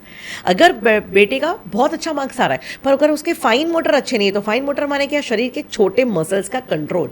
अगर ये मसल्स का कंट्रोल आपका वीक है तो आप कभी भी डेंटिस्ट बन के जो काम करना है ना वो अच्छे से नहीं कर पाओगे। अब कई बार डेंटिस्ट के पास जाके आते हैं तो लोग कंप्लेन करते हैं इसका हाथ बड़ा भारी था, मेरा मुंह सुजा दिया, क्योंकि उसके फाइन मोटर्स वीक होते हैं। तो भले ही वो बहुत पावरफुल है, वो जज भी अच्छा कर सकते हैं, पर जब सर्जरी की बारी है, जैसे फॉर एग्जाम्पल हार्ट सर्जन बनना है, तो मार्क्स नहीं देखना, पहले तुम्हारे फाइन मोटर स्किल्स देखना कि वो कितने अच्छे हैं। और लाइक आपको स्पोर्ट्स में जाना है, बच्चा बड़े धमाल कर रहा है तो बोले स्पोर्ट्स में जाना है। स्पोर्ट्स सिर्फ ग्रॉस मोटर से नहीं होता, विजुअल स्पेटियल, कि आप कोई भी चीज़ को अपनी तरफ आता हुआ देख के कितना अंदाज़ा लगा सकते हैं। अगर बहुत अच्छा धमाल कर रहा है तो वो अच्छा क्रिकेटर नहीं बन सकता, क्योंकि क्रिकेटर में आपको सिर्फ बॉडी मूवमेंट नहीं करना है, वो बॉल का भी जजमेंट लेना है। तो इस तरह से बातें चलती है। तो म्यूजिकल सेंस पता चलती है, आपकी कम्युनिकेशन सेंस पता चलती है, ऑब्जर्वेशन सेंस आपकी पता चलती है, क्रिएटिव न्यू आइडियाज़ कितने डेवलप कर सकते हो ये पता चलता है। एग्जाम्पल, डांसर एंड कोरियोग्राफर, लोग अक्सर ये मानते हैं कि ये एक ही फील्ड है। No, it's completely two different field.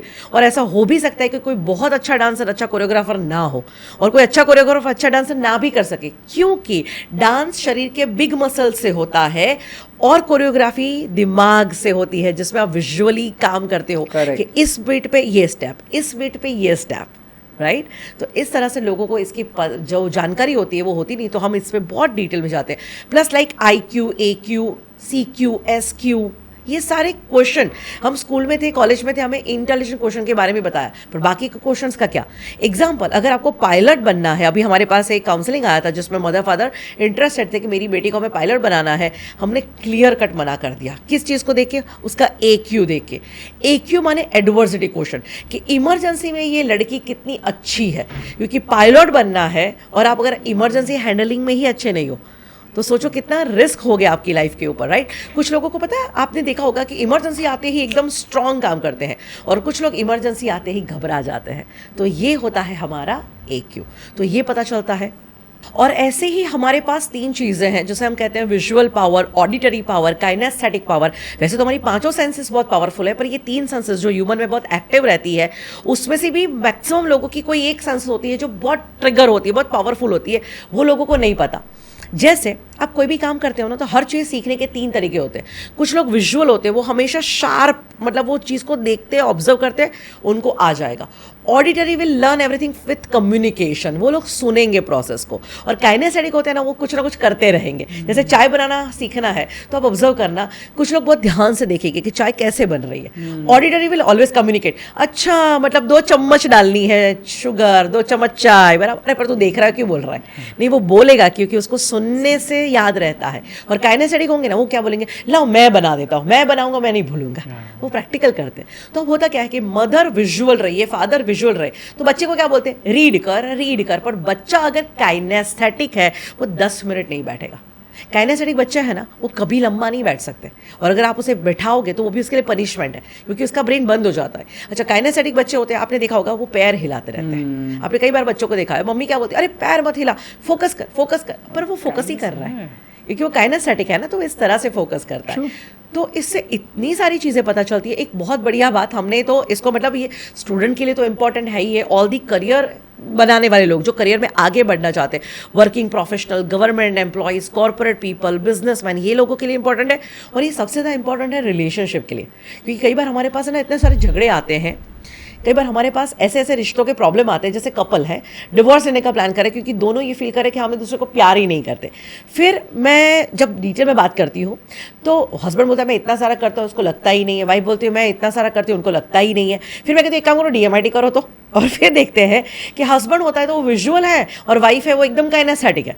तो विजुअल लोग जो होते हैं ना, वो हमेशा कुछ ना कुछ करके दिखाते हैं, और उनको दिखावे से प्यार जताना होता है। और वाइफ अगर काइनेस्थेटिक है ना, तो वो देख नहीं पाएगी, उसको टच फील से लव आता है। तो जब तक आप उसको हग नहीं करोगे वो प्यार महसूस ही नहीं कर पाएगी। एंड विजुअल लोग हग नहीं करते। ऑडिटरी हो तो आप उसके साथ अच्छी बातें करो, पर अगर आप उसको ताना मार के आते हो, सुना के आते हो, उसके दिमाग में वो बचता रहेगा, वो आपसे दूर चला जाएगा। करेक्ट। तो इस तरह से एक दूसरे को जानने से आप बहुत सारी क्लैरिटी पाते हो। तो ये जो काउंसलिंग जो होता है ना, इसका बहुत इंपॉर्टेंट बात है, क्योंकि DMIT टेस्ट होना ये बड़ी बात नहीं है, पर आपका जो काउंसलिंग होता है, जो 1-to-1 आप बैठते हो, हम लोग हमेशा कहते हैं जिसका भी रिपोर्ट हो परिवार बैठो, ताकि सब लोग उसके बारे में जान सके और बिहेवियरल सेंस को ठीक कर सके।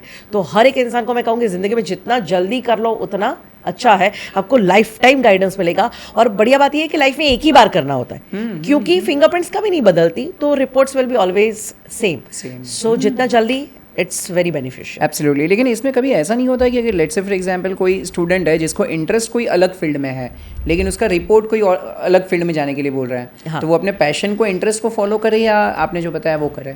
तो इसके अंदर दोनों चीज़ें आती हैं। सबसे पहला तो जो हमारी टैलेंट होती है ना, उस फील्ड में हमेशा कहीं ना कहीं हमारा इंटरेस्ट बनता है, राइट। और हम ये चेक करते हैं कि तुम्हारा जो इंटरेस्ट है वो तुम्हारे टैलेंट के फील्ड में है कि तुम्हारे वीकनेस के फील्ड में है। अगर आपके टैलेंट के फील्ड में है तो तुम्हारे लिए बेस्ट कॉम्बिनेशन है। जैसे मैं आपको बताऊं कि मेरी लिंग्विस्टिक स्किल अच्छी थी, मुझे बचपन से मेरी मम्मी और सब लोग सोसाइटी में क्या बोलते हैं, कितनी बातूनी लड़की है, कितनी बातें करती है, बोलती रहती है। तो मेरी मम्मी बोलती थी तेरे को बोल बोल के क्या मजा आता है, क्यों इतना बोलती है। पर अब मैं मम्मी को कहती हूँ मम्मी मैं बोल बोल के काम कर रही हूँ, मेरा काम ही बोलने का है।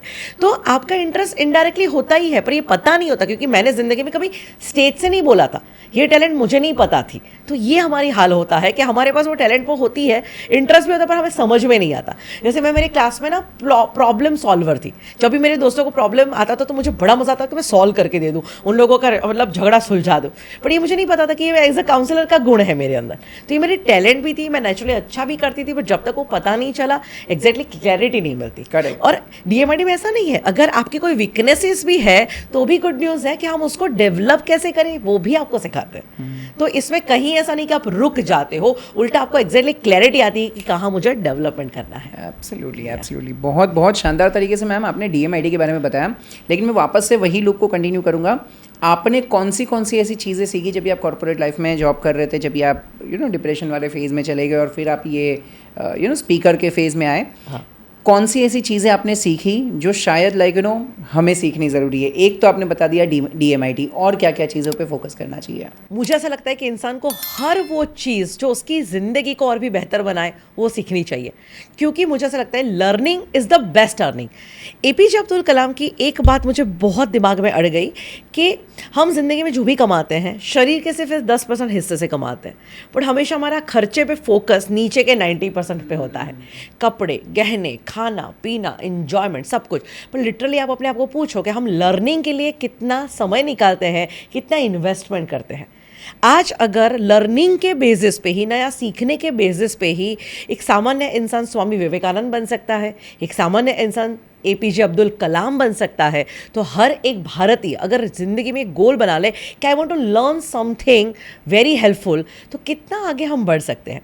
और हम लर्निंग को ना इतना सीमित रखा है, क्या माना है पता है, स्कूल का एजुकेशन, कॉलेज का एजुकेशन, बस इतना लर्न करना है। नहीं, ज़िंदगी में हमेशा स्टूडेंट बन के रहो, हर घड़ी हर पल वो सारी चीज़ें आप सीखते रहो। याद रखना, जिसे हम सीखना बंद कर देते हैं ना, वहाँ हमारा ग्रोथ अटक जाता है, हम रुक जाते हैं। कहते हैं नदी हमेशा बहती रहती है, इसीलिए हमेशा चमकती है, और तालाब का पानी सड़ जाता है क्योंकि वो रुक जाता है। तो ज़िंदगी में तय करो कि तुम्हें नदी बनना है कि तालाब बनना है, राइट। तो मैं ज़िंदगी में खास रेकमेंड करती हूँ, जैसे सबसे पहला तो हम हमारे वर्कशॉप में भी एक चीज़ बहुत एम्फसाइज करते हैं एक चीज़ पे, दैट इज़ मेडिटेशन। आपको लाइफ में अगर सच में कुछ गाइडेंस ही चाहिए, सीखना क्या चाहिए, तो मैं खास रिकमेंड करूँगी प्लीज़ मेडिटेशन सीखो। हम मेडिटेशन इतनी पावरफुल विद्या, इतनी पावरफुल साइंस, इसको अपनाते ही नहीं है। भारत का एक प्रॉब्लम, भारत को घर की मुर्गी दाल बराबर लगती है, यानी जो चीज़ें भारत की है ना हम उसकी वैल्यू नहीं करते, फॉरेनर्स बहुत करते हैं। योग विज्ञान सालों से भारत का विज्ञान था, हमने कितनी कदर की, पर ये तो फॉरेनर्स आए जिन्होंने योग को योगा बनाया, और अब दुनिया योगा कर रही है तो हम भी कर रहे हैं योगा। इस तरह से ध्यान की बात करूँ तो आज इंडिया में अवेयरनेस नहीं है, बट आई टेल यू, आप फॉरेन कंट्रीज में जाओ, लोग कितना ध्यान को सीखने लगे हैं, कितना फॉलो करने लगे हैं। बहुत बड़ा एग्जाम्पल ओफ्रा विनफ्रे, जो दुनिया की इतनी पावरफुल इन्फ्लुएंसिंग लेडी है, उनको इंटरव्यू में पूछा गया कि what is the secret of your success, she said meditation. Bharat की संस्कृति को ये इतनी बड़े लेवल पे बैठी हुई लेडी अपनाती है। पता है उन्होंने अपनी कंपनी के लिए रूल बनाया कि सब लोग पहले आएंगे ऑफिस में तो पहले मेडिटेशन करेंगे, बाद में काम शुरू होगा। आप सोचिए, और भारत के कितने लोग हैं जो इसको फॉलो करते हैं? नहीं, हम कहते हैं हमारे पास टाइम नहीं है। आप देखो नरेंद्र मोदी जी, आप सब लोग कहते हैं हम तो बड़े बिजी हैं, हमारे पास अपने लिए टाइम नहीं है। मैं कहती हूँ आप मोदी जी से ज़्यादा बिजी हो क्या? मोदी जी अपने इतने हैक्टिक शेड्यूल में, आपको पता है मोदी जी सिर्फ 3 घंटे सोते हैं और 21 घंटे काम करते हैं, इस उम्र में भी, इस ऊर्जा से। और उनका काम मतलब आप अपना ऑफिस नहीं संभाल पाते, यहाँ ये 150 करोड़ का देश संभाला है, और वो भी इंडियन जनता है। तो कितना दिमाग को मतलब शांत रखना पड़ेगा, पॉजिटिव रखना पड़ेगा, कितना इसमें काम करना पड़ेगा। तो इतने हैक्टिक शेड्यूल में जहाँ इंसान को सांस लेने का टाइम ना हो, कहते हैं मिनट मिनट का शेड्यूल फिक्स होता है, उसमें भी आज भी मोदी जी का रूटीन है, वो एवरीडे योग, ध्यान, प्राणायाम के लिए अपना वक्त निकालते हैं। तो भारत का सर्वोच्च पोजीशन पे बैठा हुआ इंसान अपने दिन का अगर समय निकालते कोई अच्छी चीज़ के लिए, तो हम क्यों नहीं निकालते? तो मेडिटेशन करना चाहिए। यस, तो मेडिटेशन सीखो, मेडिटेशन को अपनाओ। और अगर किसी को मेडिटेशन नहीं आता तो हमारी हिमानीज हैप्पीनेस अब यूट्यूब चैनल पे हमने मेडिटेशन को फ्री में रखा हुआ है। एक मेडिटेशन आप सर्च करना, हिमानीज हैप्पीनेस हब स्पेस योग निंद्रा। तो योग निंद्रा नाम का जो मेडिटेशन है, जिसमें 2 ट्रैक्स हैं, एक है थियोरी और दूसरा है प्रैक्टिकल। तो थियोरी में आपको योग निंद्रा क्या है वो सीखने को मिलेगा, प्रैक्टिकल में आपको उसका कैसे प्रैक्टिकल करना है वो 15 मिनट का वीडियो मिलेगा। और मैं आपके सारे व्यूअर्स को कहूँगी कि सिर्फ आप 15 मिनट नहीं निकाल सकते, फ्री में मिल रही है चीज़ें, तो उसकी वैल्यू करो। और 15 मिनट सिर्फ 90 डेज अगर वो करे, तो मैं उनके साथ सच में बात करने के लिए तैयार हूँ कि आपका अनुभव में जानना चाहूँगी। क्योंकि मुझे पता है कोई इंसान 90 डेज अगर मेडिटेशन कर ले और दिन का सिर्फ 15 मिनट का रूटीन बना ले, तो उसके जीवन में अमेजिंग चेंज आएंगे। So true, so true. तो एक तो ये चीज़ मुझे लग रही है, जैसे आपने बताया DMIT से उसको एग्जैक्ट रास्ता मिल जाएगा। दूसरा आपने बताया कि रोज़ मेडिटेशन करने का प्रैक्टिस करो। तीसरा मुझे ऐसा लग रहा है कि travel is the best teacher you can say. मतलब मैंने बहुत बार ऐसा सीखा है कि मैं भी अभी लास्ट ईयर में बहुत ट्रैवल किया, मैं यहाँ वहाँ बहुत सारी जगह पर गया, और वहाँ पर जो मुझे सीखने मिला, वहाँ पर मुझे जो एग्जैक्ट लाइफ को जीने का तरीका सीखने मिला, वो बहुत यूनिक था। आप भी बहुत ज़्यादा ट्रैवल करते हो, स्पेशली मैंने आपके कुछ वीडियोस देखे हैं सोलो ट्रैवल के बारे में। ये क्यों और कैसे कैसे आपको थॉट आया? सो सबसे पहला तो ट्रैवलिंग पे मैं बहुत बिलीव करती हूँ, क्योंकि ज़िंदगी में ना हमें कुएं के मेंढक नहीं बनना है। हम जब अपने शहर को छोड़ते नहीं, हम अपने रूटीन को छोड़ते नहीं, धीरे धीरे हम कुएं के मेंढक बनते हैं, क्योंकि हमें लगता है यही मेरी दुनिया है, यही मेरी दुनिया के सारे लोग हैं, और फिर हमको छोटी छोटी बात का ना बहुत असर होता है। पर जब आप अपने शहर को छोड़ के बाहर निकल जाते हो, तो आप दुनिया देखते हो, अलग अलग कल्चर को देखते हो, और उससे ना आपको बहुत कुछ सीखने को मिलता है। तब आपको दुनिया कितनी विशाल है उसका भी अंदाज़ा आएगा, और हमारे प्रॉब्लम उसके सामने कितने छोटे हैं ये भी अंदाज़ा आएगा। तो मैंने खास रेकमेंड किया लोगों को कि ट्रैवल करो, और ट्रैवल के लिए मैं खास कहूँगी आप अलग अलग कंट्रीज़ में जाओ। ज़िंदगी में अगर गोल बनाना है तो इंटरनेशनल ट्रैवल का बनाओ, क्योंकि इंडिया में रह के हमने इंडियन माइंडसेट को देखा, बट क्या आपने यूरोपियन माइंडसेट को देखा है? क्या आपने अफ्रीकन माइंडसेट को देखा है? क्या आपने अमेरिकन माइंडसेट को देखा है? तो दुनिया इतनी विशाल, इतने सारे अलग अलग कल्चर के लोग, और आपको आज आपकी ज़िंदगी में जो सबसे बड़ा प्रॉब्लम लग रहा है ना, वहाँ पे अगर आप चले जाते हो तो वो चीज़ टुच्ची हो जाती है। मतलब दुनिया में कोई इसको इम्पोर्टेंस ही नहीं देता। जैसे फॉर एग्जांपल इंडिया में अगर कोई लड़की अच्छे कपड़े पहन के निकली है, या उसने कभी शॉर्ट्स पहना है, तो हम कैसे नज़र से देखते हैं, उसका पूरा कैरेक्टर उसके कपड़े से जज कर देते हैं। जब आप फॉरेन कंट्रीज़ में, यूरोपियन कंट्रीज़ में जाते हो, आपको दुनिया देखती तक नहीं है। आप कितने भी तैयार होकर निकलोगे, आपको यही होगा कि अरे मुझे कोई देख क्यों नहीं रहा, क्योंकि कोई जज ही नहीं करता। तो आपको यहाँ से सबसे बड़ा प्रॉब्लम लगता है, वो आपको वहाँ पर कुछ ऐसा लगता है कि यार मतलब ये तो दिक्कत की बात ही नहीं, तो ये तो जस्ट एग्जाम्पल है, but there are lots of things, और बहुत सारी अवेयरनेस आपकी ज़िंदगी में आ जाती है। हम हमेशा कहते हैं कि इंडिया इज़ द बेस्ट, हम हमेशा कहते हैं India is the best, India is the best. हाँ, इंडिया बेस्ट है, पर आप दुनिया घूमो तो पता चलेगा कि हमारी सिविक सेंस कहाँ है। True, right. आप बड़े बड़े डेवलप कंट्रीज में देखोगे, मतलब एक पूरा का पूरा विशाल देश है जिसमें एक रोड पे कचरा नहीं दिखता, तब आपको समझ में आता है हमसे भी कितना गुना बड़ा एरिया वाला देश है और इतना साफ सुथरा कैसे है। तो इससे हमें समझ में आती है कि हमें आके अपने देश में क्या करना चाहिए। हमारे लोग बाहर जाते हैं तब तो बड़े अच्छी सिविक सेंस दिखाते हैं, पर देश में आके क्यों बदल जाते हैं, राइट। तो ये सारी चीज़ें आपको बहुत चेंज करती है।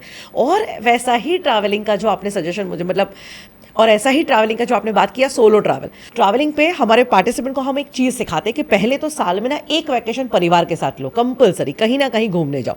दूसरा चीज़ हम कहते हैं इंटरनेशनली जाओ, ट्राई करो छोटे से छोटा बजट लेके आजू बाजू के भी कोई कंट्री है जिसको आप विजिट करें ताकि आपकी दृष्टि बदले। और तीसरा एक वैकेशन आपको ज़िंदगी में खास लेना चाहिए, and that is called solo vacation, solo trip, solo travel. And solo travel मतलब क्या, तो अकेले घूमने जाओ। अब इस बात से सबसे पहला रेजिस्टेंस आता है, अकेले क्यों? कोई अकेले घूमने क्यों जाना चाहेगा?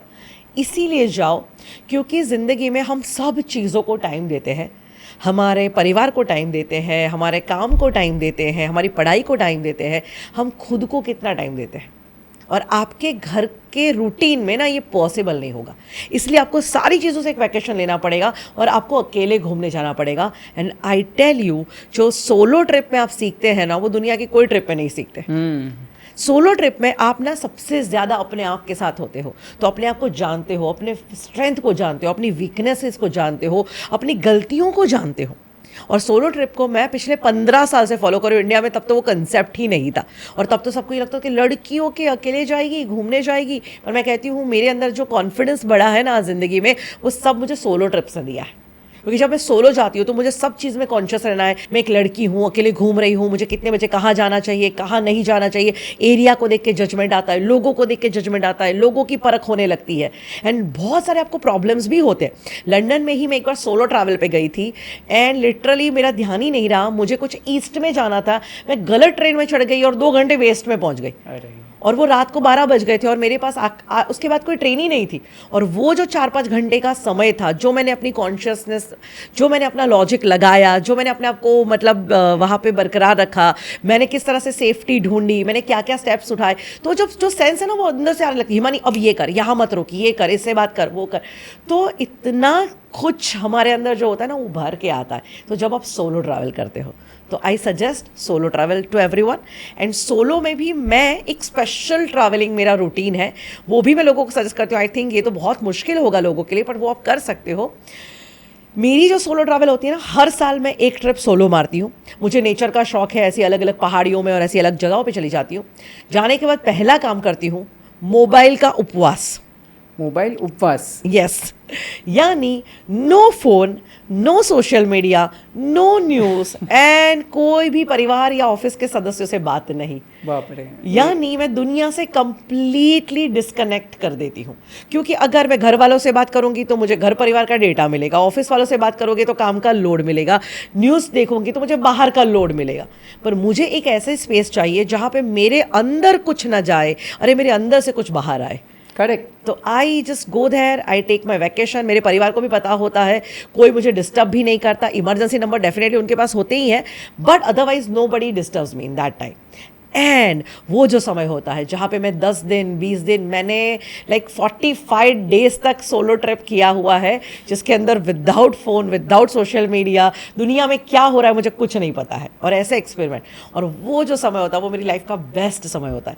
कुछ लोग मुझे कहते हैं कि हिमानी तू बहुत सोलो ट्रैवल करती है, अकेले अकेले घूमने जाती है, लोगों को भी इंसिस्ट करती है कि सोलो ट्रैवल करो, तो तू अकेली जब जाती है तो तू बोर नहीं हो जाती? मैं कहती हूँ भाई, तो अकेले अगर अपने आप के साथ बोर हो जाता है तो तू ये सोच कि तेरे साथ जो जी रहे हैं उसका हाल क्या होता होगा।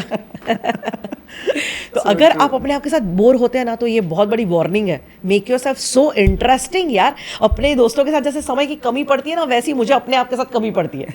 मुझे 30 दिन के बाद भी वापस आना होता है, मुझे लगता है यार मेरी सोलो ट्रिप खत्म हो गई।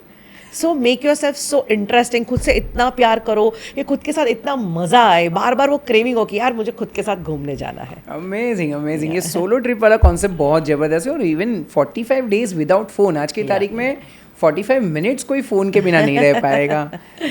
एब्सोल्युटली एब्सोल्युटली, ये सबसे बेस्ट लर्निंग होगा। और ये तो मैं तो हमेशा हर किसी को रिकमेंड करूंगा कि ये एक बार तो ट्राई करना ही चाहिए। Amazing amazing. और यही सारी चीज़ें शायद आप अपने पार्टिसिपेंट्स को भी सिखाते हैं। यस, हमारे आगे चल के हमारे लोग पार्टिसिपेंट जो होता है हमारे रिट्रीट्स में आते हैं। तो रिट्रीट्स हमारी लाइक 4 डेज़ की लोनावला में हम सितंबर में करते हैं। अक्टूबर महीने में हमारी हिमालयन रिट्रीट होती है, तो 8 दिन तक लोग हमारे साथ आते हैं। तो हमारे रिट्रीट में जब लोग आते हैं ना, तो उसमें भी हम लोगों को एक्सपेरिमेंट करवाते हैं, डिजिटल फास्टिंग। सो फ़ोन नहीं होगा, सोशल मीडिया नहीं होगा, कोई इलेक्ट्रॉनिक गैजेट्स भी नहीं होंगे आपके पास। कोई रेजिस्ट नहीं करता है? अरे पूरा करते हैं। पर हम यही कहते हैं कि पहले दे दो, फिर ही अंदर हॉल में आने को मिलेगा, फिर ही आएंगे। और पहले डेफिनेटली वो फर्स्ट डे होता है ना, जो बहुत रेजिस्टेंस में होता है, क्योंकि उनको लगता है मैं कैसे करूँगा, मैं कैसे करूँगा, मैं छोटी छोटी अलार्म कैसे लगाऊंगा, अरे कोई इमरजेंसी आ गई तो कैसे हैंडल करूँगा। ये हम कहते हैं एक बार रिलैक्स करो। एक ज़माना होता था, एक पूरी दुनिया एग्जिस्ट करती थी जब फ़ोन नहीं था और लोग उठते थे। राइट। आज तो हम बिलीव नहीं करते कि अरे अलार्म के बगैर, मोबाइल के बगैर कैसे, अरे मोबाइल के बगैर किसी डेस्टिनेशन में कैसे पहुंचूं, अरे दुनिया पहुंचती थी राइट, मैप के सहारे पहुंचती थी, अरे लोगों को पूछ पूछ के पहुंचती थी। सोचो हमारे पास बहुत सारे आयाम है, सिर्फ इसमें इस ऐप पे अपने आप को लिमिट मत करो, दिमाग कितना छोटा हो गया, बस उतनी ऐप के ही साथ सहारे चल सकता है। तो ये एक्सपेरिमेंट कराते, but I tell you first day लोगों का रेजिस्टेंस होता है, पर सेकंड डे से जो मज़ा आने लगता है ना, क्योंकि उनको जीने का मज़ा आता है, उनको समझ में आता है कि हर समय हर पल जिंदा कैसे रहा जाता है, एक्टिव कैसे रहा जाता है। क्योंकि आजकल की लाइफ में ना हम जिंदा नहीं, उसमें एक बहुत बड़ा कारण है ये मोबाइल, क्योंकि हर पल हम रील्स देख रहे हैं, हर पल, मतलब मैंने देखा लोग लिफ्ट का इंतजार कर रहे हैं, अगर आधी मिनट में लिफ्ट आती फटाफट 2 रील तो देख लूं, राइट। अब इतनी छोटी छोटी बात पे भी आपको कुछ ना कुछ अंदर से ही, मतलब बोलते हैं ना डोपामाइन ही चाहिए आपको, तो वो जब छोड़ देते हैं और फिर अंदर का जो आनंद, आप जो हैप्पीनेस की बात करें, वो वहाँ पे एक्सपीरियंस करते हैं। और हम लोगों को ट्रैकिंग पे ले जाते हैं, घूमने ले जाते हैं, ब्यूटीफुल लोकेशन पे ले जाते हैं, और अब क्या है बात, फ़ोन नहीं है अब वो इंजॉय करते हैं, और वो पहाड़ियों को देखते हैं, झरनों को देखते हैं, कलर्स, कुछ पार्टिसिपेंट कहते हैं कि वाह इस फ्लावर का कलर कितना ब्यूटीफुल है, मैंने देखा, मैं बोला पहली बार देखा ना तूने, वरना फोटो क्लिक कर लो। वरना क्या करते हैं, फोटो ले लो, वीडियो बना लो, रील बना लो, लाइव कर लो, घर वालों को भेज दो, वीडियो कॉल कर लो, बस यही चक्कर में हम वो हर डेस्टिनेशन को ख़त्म कर रहे हैं। तो ये जो एक्सपीरियंस होता है ना, तो और 4th डे पे हमें कहना पड़ता है कि भाई अब तुम्हारा फ़ोन जो है ना वो लेके जाना, भूल मत जाना, क्योंकि वो पूरी एक अलग दुनिया। और फिर आप देखो 10 लोग हैं साथ में खड़े हैं, तो फ़ोन ही नहीं है, क्या करेंगे, बातें करेंगे, एक दूसरे के साथ टाइम स्पेंड करेंगे, कितना क्वालिटी होता है। फैमिली आते हैं हमारे मोस्टली वर्कशॉप में, तो कहते हैं हमने इतना क्वालिटी टाइम तो कभी स्पेंड नहीं किया, इवन इफ वैकेशन में भी हम इतना साथ में नहीं होते जितना आपके रिट्रीट में साथ में होते हैं। उसका कारण तुम्हारे हाथ में फ़ोन नहीं है। Amazing amazing amazing. और ये मेरे ख्याल से आज की तारीख में जेनजीज को सीखना चाहिए, क्योंकि जितने भी आज यंगस्टर्स है, कॉलेज में है, स्कूल में है, कहीं ना कहीं उन लोगों को ये हैबिट हो चुकी है, मतलब हर छोटी चीज़ में। इनफैक्ट लाइक मुझे लग रहा है ये पेरेंट्स की भी गलती है, जब बच्चे बड़े होते हैं तभी उनको बिजी रहना है कहीं और, इसलिए वो फ़ोन हाथ में थमा देते कि भाई तू फ़ोन दे। अभी छोटे से वो प्रोग्रामिंग ही उस तरीके से हुई है उनकी। हाँ, उनका प्रोग्राम। और मुझे है ना जेनजी बहुत अच्छी जनरेशन लगती है, लोग उनके हमेशा माइनस पॉइंट ही निकालते हैं, मैं ये कहती हूँ ऐसा नहीं है, जेनजी में भी बहुत सारे प्लस पॉइंट है, पर मुझे उनके बारे में एक ही दुख लगता है कि यार उन्होंने ना वो वर्ल्ड कभी देखा ही नहीं जहाँ हम लोग मोबाइल के बगैर जीते थे। ट्रू। उनको ये इमेजिनेशन ही नहीं होगा कि मोबाइल के बगैर, गूगल मैप के बगैर कैसे जाओगे, मोबाइल के बगैर बात कैसे करोगे, मोबाइल के बगैर टाइम कोऑर्डिनेशन कैसे करोगे। आपको पता है हम एक दूसरे को मिलने जब जाते थे उस वक्त के ज़माने में, फ़ोन मतलब घर का लैंडलाइन बोल दिया कि हम इधर मिलेंगे तो फिर इधर मिलेंगे, फिर फ़ोन नहीं क्या लोग रास्ते में हमको कॉन्टेक्ट कर सके, राइट। हमें वो डायरेक्टरी में कुछ समझ में नहीं आता तो हम ढूंढते थे, हमें अपने शहर के फ़ोन नंबर ढूंढने के लिए डिक्शनरी रखनी पड़ती थी, ये सब कुछ एग्जिस्ट करता था, ये सोच ही नहीं पाएंगे। ये ऐप है ना हमें बहुत कंट्रोल करती है, और धीरे धीरे ना हमारा दिमाग भी छोटा होने लगता है। आपको पता है जब हमारे पास मोबाइल नहीं था ना, हमको कितने सारे नंबर माइंड में याद रहते थे। करेक्ट। 10-10, 20-20 नंबर तो ऐसे हम याद रख लेते हैं। आज मैं सच में बताऊँ, अपने मम्मी पापा के नंबर बोलो, अपने भाई बहन के नंबर बोलो, वाइफ के नंबर, हस्बैंड के नंबर, हमें आधे नंबर याद नहीं है। तो दैट मीन्स हमें, मैं सोशल मीडिया या टेक्नोलॉजी के खिलाफ नहीं हूँ, इट्स ये वरदान के समान है, पर जब अति की मात्रा में हो जाता है तो वो जहर बन जाता है। तो जेनजीज के लिए, यंगस्टर्स के लिए बहुत ज़रूरी है कि आपका दिमाग ना इन एप्लीकेशन से कई गुना ज़्यादा महान है, कई गुना ज़्यादा पावरफुल है, पर इसको ना ऐसा मत बनाना है कि वो आपको कंट्रोल करने लगे। एआई लोग बहुत तारीफ करते हैं, बड़ा बड़ा बढ़िया बढ़िया है, पर एआई को बनाने वाला तो एक इंसान ही है, तो इंसान से बढ़िया कोई है ही नहीं। पर हम इस एआई के शिकार नहीं बनने चाहिए, ये नहीं होना चाहिए कि टेक्नोलॉजी हमें चलाए। और जेनजीज को मैं ना एक चीज़ बताऊँ, आप ना ये बड़े बड़े लोगों के एग्जाम्पल देखो, और जेनजी जो है उनके पेरेंट्स को भी एक चीज़ बताना चाहती हूँ, सारे एक्चुअली पेरेंट्स को एक चीज़ बताना चाहती हूँ। स्टीव जॉब्स, उनको इंटरव्यू में पूछा गया था कि सर आपने एप्पल कंपनी इतनी बड़ी क्रिएट कर दी और इतने बढ़िया आईफोन लॉन्च किए, आपके बेटे के पास, अपने बच्चे के पास कौन सा फ़ोन है? मतलब उनके लिए तो आपने कुछ स्पेशल बनवाया होगा ना, हीरो के साथ जड़ा के और पूरा मतलब सोने का फ़ोन बनवा सकते थे ना। करेक्ट। बोलते हैं कि सॉरी पर मेरे बच्चे के पास कोई फ़ोन नहीं है। ओह, कोई फ़ोन नहीं है। बोले क्यों? तो बोले इस मॉन्स्टर को, ये उनके वर्ड्स हैं कि इस मॉन्स्टर को मैंने बनाया है, और मुझे पता है कि मॉन्स्टर माने ये राक्षस मेरे बच्चे का दिमाग का हाल क्या कर सकता है। आप सोचिए, स्टीव जॉब्स जो दुनिया का बेस्ट फ़ोन अपने बेटे को दे सकता है, वो अपने बेटे को फ़ोन नहीं देता। अभी अभी मैंने एक इंटरव्यू देखा था अभिषेक बच्चन का कि आराध्या कौन सा फ़ोन यूज़ करती है, किसी इंटरव्यू ने उनको पूछा तो बोले सॉरी पर आराध्या के पास फ़ोन ही नहीं है। अब बच्चन परिवार उसके मतलब ये आराध्या को कौन सा फ़ोन नहीं दे सकते? आराम आप से सोचिए yes. कितने फ़ोन दे सकते हैं, पर आराध्या के पास आज फ़ोन नहीं है। लोगों को अगर मतलब उसके फ्रेंड्स को कांटेक्ट करना है तो उसकी मम्मी को कांटेक्ट करना पड़ता है। तो ये कोई पागल लोग नहीं है, बहुत इंटेलिजेंट लोग हैं। उनको पता है कि मेरे बच्चे का सर्वश्रेष्ठ डेवलपमेंट करना हो तो मुझे क्या चीज़ें देनी चाहिए, क्या चीज़ें नहीं देनी चाहिए। और हम क्या कर रहे हैं, छोटा बच्चा खा भी नहीं रहा, कितना छोटा है, और बोलते हैं ये देख अब ये खा। तो सोचिए क्या हो गया। ट्रू राइट मम्मियाँ कहती है कि बच्चा जब तक टीवी नहीं देखता, मोबाइल नहीं देखता, तब खाता नहीं है। तो सोचे आज से 100 साल पहले के बच्चे तो भूखे मरते होंगे फिर। राइट तब भी तो कुछ तो होता था ना। तो अपनी नानियों से पूछिए, अपनी दादियों से पूछिए कि कैसे करवाते थे, आपको आपकी मम्मियाँ कैसे खिलाती थी। Correct right alternate solution find करिए, ये नहीं कि इसके ऊपर हम डिपेंडेंट हो जाए। एब्सोल्युटली बहुत इंपॉर्टेंट चीज़ आपने बता दी मैम। लेकिन ये प्रैक्टिकली इम्प्लीमेंट करना मुझे सच में बहुत ज़्यादा डिफिकल्ट लग रहा है। मुझे कोई ऐसे 3 या 4 प्रैक्टिकल स्टेप्स बताएं। अगर मुझे ये डिजिटल डिटॉक्स वाली जो सिस्टम आपने बताई, डिजिटल उपवास वाली जो चीज़ बताई ये रादर, उसे हम डेली लाइफ में कैसे प्रैक्टिस कर सकते हैं? 3 या 4 स्टेप्स क्या क्या करना चाहिए? ठीक है, आप फिजिकली बॉडी के लिए जो उपवास प्लान करते हैं ना, वैसे ही डिजिटल उपवास प्लान कर लीजिए। बॉडी के लिए उपवास होता है, जैसे हमारे यहाँ पे कोई अभी मतलब कोई फेस्टिवल होता है, नवरात्रि होती है, शिवरात्रि होती है, हम उपवास करते हैं, रामनवमी का उपवास करते हैं। राइट तो हम उपवास करते हैं तो आपको अलग अलग कैटेगरी के लोग दिखेंगे। जो सबसे पावरफुल लोग होंगे वो पूरा का पूरा पानी के ऊपर उपवास करेंगे। फिर थोड़ा थोड़ा अगर किसी को लगता है कि नहीं उपवास तो करना है पर मैं इतना नहीं कंट्रोल कर पाऊंगा, वो फ्रूट पे उपवास करते हैं, फ्रूट फास्ट करते हैं। कुछ लोग उससे भी थोड़ा सा होते हैं तो बोले मैं एक टाइम खा लूंगा और एक टाइम खा के करूंगा। पर कोई ना कोई फेस पे लोग करते भी हैं और कुछ बहुत स्ट्रांग होते तो वो तो निर्जल उपवास भी कर लेते हैं। राइट तो आपका जैसा ड्यूटी है, आपका जैसा घर का शेड्यूल है, आपका जैसा रूटीन वर्क है, उसके हिसाब से प्लान करो। और हफ्ते में एक बार, महीने में एक बार या डेली कुछ आवर्स, आपको जो ठीक लगे। क्योंकि मैं एक चीज़ बोलूँगी तो आप उसमें भी प्रॉब्लम निकालोगे कि नहीं ये मेरे को नहीं फाएगा, मेरे को इसमें दिक्कत है। तो ठीक है, आप डिसाइड करो कि मंथली 1 दिन करना है, हफ्ते में 1 दिन करना है, हफ्ते में हाफ डे करना है, एवरीडे 2 घंटे करना है, जैसे भी आप करना है। पर जैसे आप कर सकते हो, जैसे एवरीडे करना है तो आप ये रूटीन बनाओ कि उठने के पहले 2 घंटे मैं मोबाइल को टच नहीं करूंगा। और हमारे कुछ पार्टिसिपेंट कंप्लेन करते हैं मैम पता है क्या होता है, मतलब टच हो ही जाता है। तो मैं उनको कहती हूँ कि आपके घर में एक नोट बनाओ, डू नॉट टच, और रात को अपने मोबाइल पे लग के सो जाओ। अब लिटरली ये देखेंगे तब तो आपको याद आएगा ना कि इसको टच नहीं करना, क्योंकि भूल जाते लोग, टच हो जाता है। तो लिटरली ऐसा करो। तो आप 2-2 घंटे से भी शुरुआत कर सकते हैं। या आज आपका संडे का छुट्टी है तो आप ये डिसाइड करो कि आज तो पूरा दिन मेरा फ़ोन स्विच ऑफ होगा। जो भी लोग इंपॉर्टेंट है उनको बता दो कि फ़ोन स्विच ऑफ होगा, बाकी अदर वे से आप मुझे कॉन्टैक्ट कर सकते हैं। I am not going to touch my phone. And फिर परिवार के साथ इंजॉय करो, खेलने जाओ, बाहर जाओ, डिनर पे जाओ, जो भी आपको करना है वो सारी एक्टिविटी करो। इस तरह से भी आप कर सकते हैं। मतलब ये इमेजिन करके कितना अच्छा लग रहा है कि यार सच में फैमिली टाइम को हम हैप्पीली स्पेंड कर पाएंगे। Yes absolutely. और इतना बिल्कुल भी अगर कुछ भी ना कर पाओ तो हमारे पास रिट्रीट में आ जाओ। हाँ, हम जबरदस्ती करवा देंगे। Amazing amazing amazing. So ma'am ये सारी चीज़ों में एक बातों में मुझे पता चला कि जैसे आपने बताया फैमिली के साथ टाइम स्पेंड करना करो, उनके साथ खेलो कूदो, रिलेशनशिप को मैनेज करना, ये सबसे इम्पॉर्टेंट चीज़ मुझे लग रही है। हैप्पीनेस की सबसे बड़ी रूट कॉज होगी कि, और आज ज़्यादातर लोगों के लाइफ में यही प्रॉब्लम है, रिलेशनशिप उनके सही नहीं चल रहा है। कैसे उसको ठीक की जाए ताकि हम दोनों हैप्पी रहें?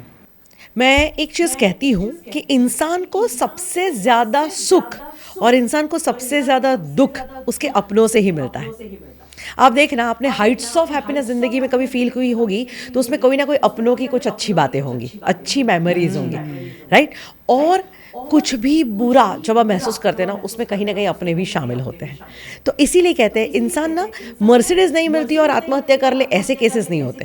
पर प्यार नहीं मिला और आत्महत्या कर रही, ऐसे केसेस ज़रूर होते हैं। तो प्यार का इतना महत्व होता है कि जब प्यार गायब हो जाता है तो इंसान को लगता है कि इससे अच्छा मर जाना चाहिए।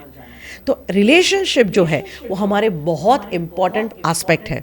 तो अपने रिश्तों को मैनेज करना, इम्पोर्टेंस देना, बैलेंस करना बहुत ज़रूरी होता है। रिश्तों में भी हम एक चीज़ सिखाते हैं कि आपके जीवन में ना सभी को आपको प्रायोरिटी देने की ज़रूरत नहीं है। हमारा इंडिया का एक प्रॉब्लम है कि हम पूरे समाज की चिंता करते हैं, 4 लोग क्या कहेंगे उसकी चिंता करते हैं, और आज तक मैं 4 लोगों को ढूंढ नहीं पाई हूँ। सो आपको दुनिया में एक फ़िल्टर लगाना है कि कौन मेरे अपने हैं और कौन समाज है। समाज की बिल्कुल परवाह मत करो, पर जो तुम्हारा अपना सर्कल है ना, उसके लिए जी जान लुटा दो, उसके लिए सब कुछ करो। उसके लिए अपना ईगो साइड में रखना पड़े तो रख लो, माफ़ी मांगनी पड़े तो माफ़ी दे दो, माफ़ करना पड़े, माफ़ी मांगनी पड़े, जो भी करना चाहिए वो सारे स्टेप्स उठाओ, क्योंकि अपनों से ही ज़िंदगी जीने का असली मज़ा होता है। तो अपने हमारी ज़िंदगी में बहुत इंपॉर्टेंट होते हैं, और हमेशा कहती हूँ, अपने कौन होते हैं? अपने वो नहीं होते जो रोने पे आते हैं, अपने वो होते हैं जो रोने नहीं देते हैं। और आपको अपनों का फ़िल्टर करना है ना, तो इतना ही देख लेना, जब कभी कोई इंसान हॉस्पिटलाइज होता है और उसके आईसीयू वार्ड के बाहर जो 24 घंटे 3-4-5, उससे ज़्यादा नहीं होते, 3-4-5 लोग जो तैनात होते हैं ना, वो उसके अपने होते हैं। और अपने कौन होते हैं? जिसको रात को 3 बजे तुम बिंदास कॉल करके मदद की ज़रूरत हो तो उसे याद कर सकते हो। तुम्हें रात को 3 बजे जो 2-4 नाम याद आते हैं ना, वो तुम्हारे अपने हैं, जिसके ऊपर तुम्हें विश्वास है कि इसको बुलाऊंगा ये ज़रूर आएगा। वरना हज़ारों लोग हमारे आसपास हो सकते हैं। हमारे जान पहचान में एक अंकल है जिनको बहुत गर्व है कि मेरे फेसबुक पे बहुत फ्रेंड्स हैं। तो क्या कहते हैं, मेरे तो फेसबुक पे 4000 दोस्त हैं, 4000 दोस्त हैं। फिर एक बार मैं उनको मिली तो बात नहीं कर रहे थे। बोला, क्या हुआ अंकल, आप फेसबुक फ्रेंड्स के आज तो बात ही नहीं कर रहे हो? बोले, जाने दो ना इस टॉपिक को यार। मैं बोला, क्या हुआ?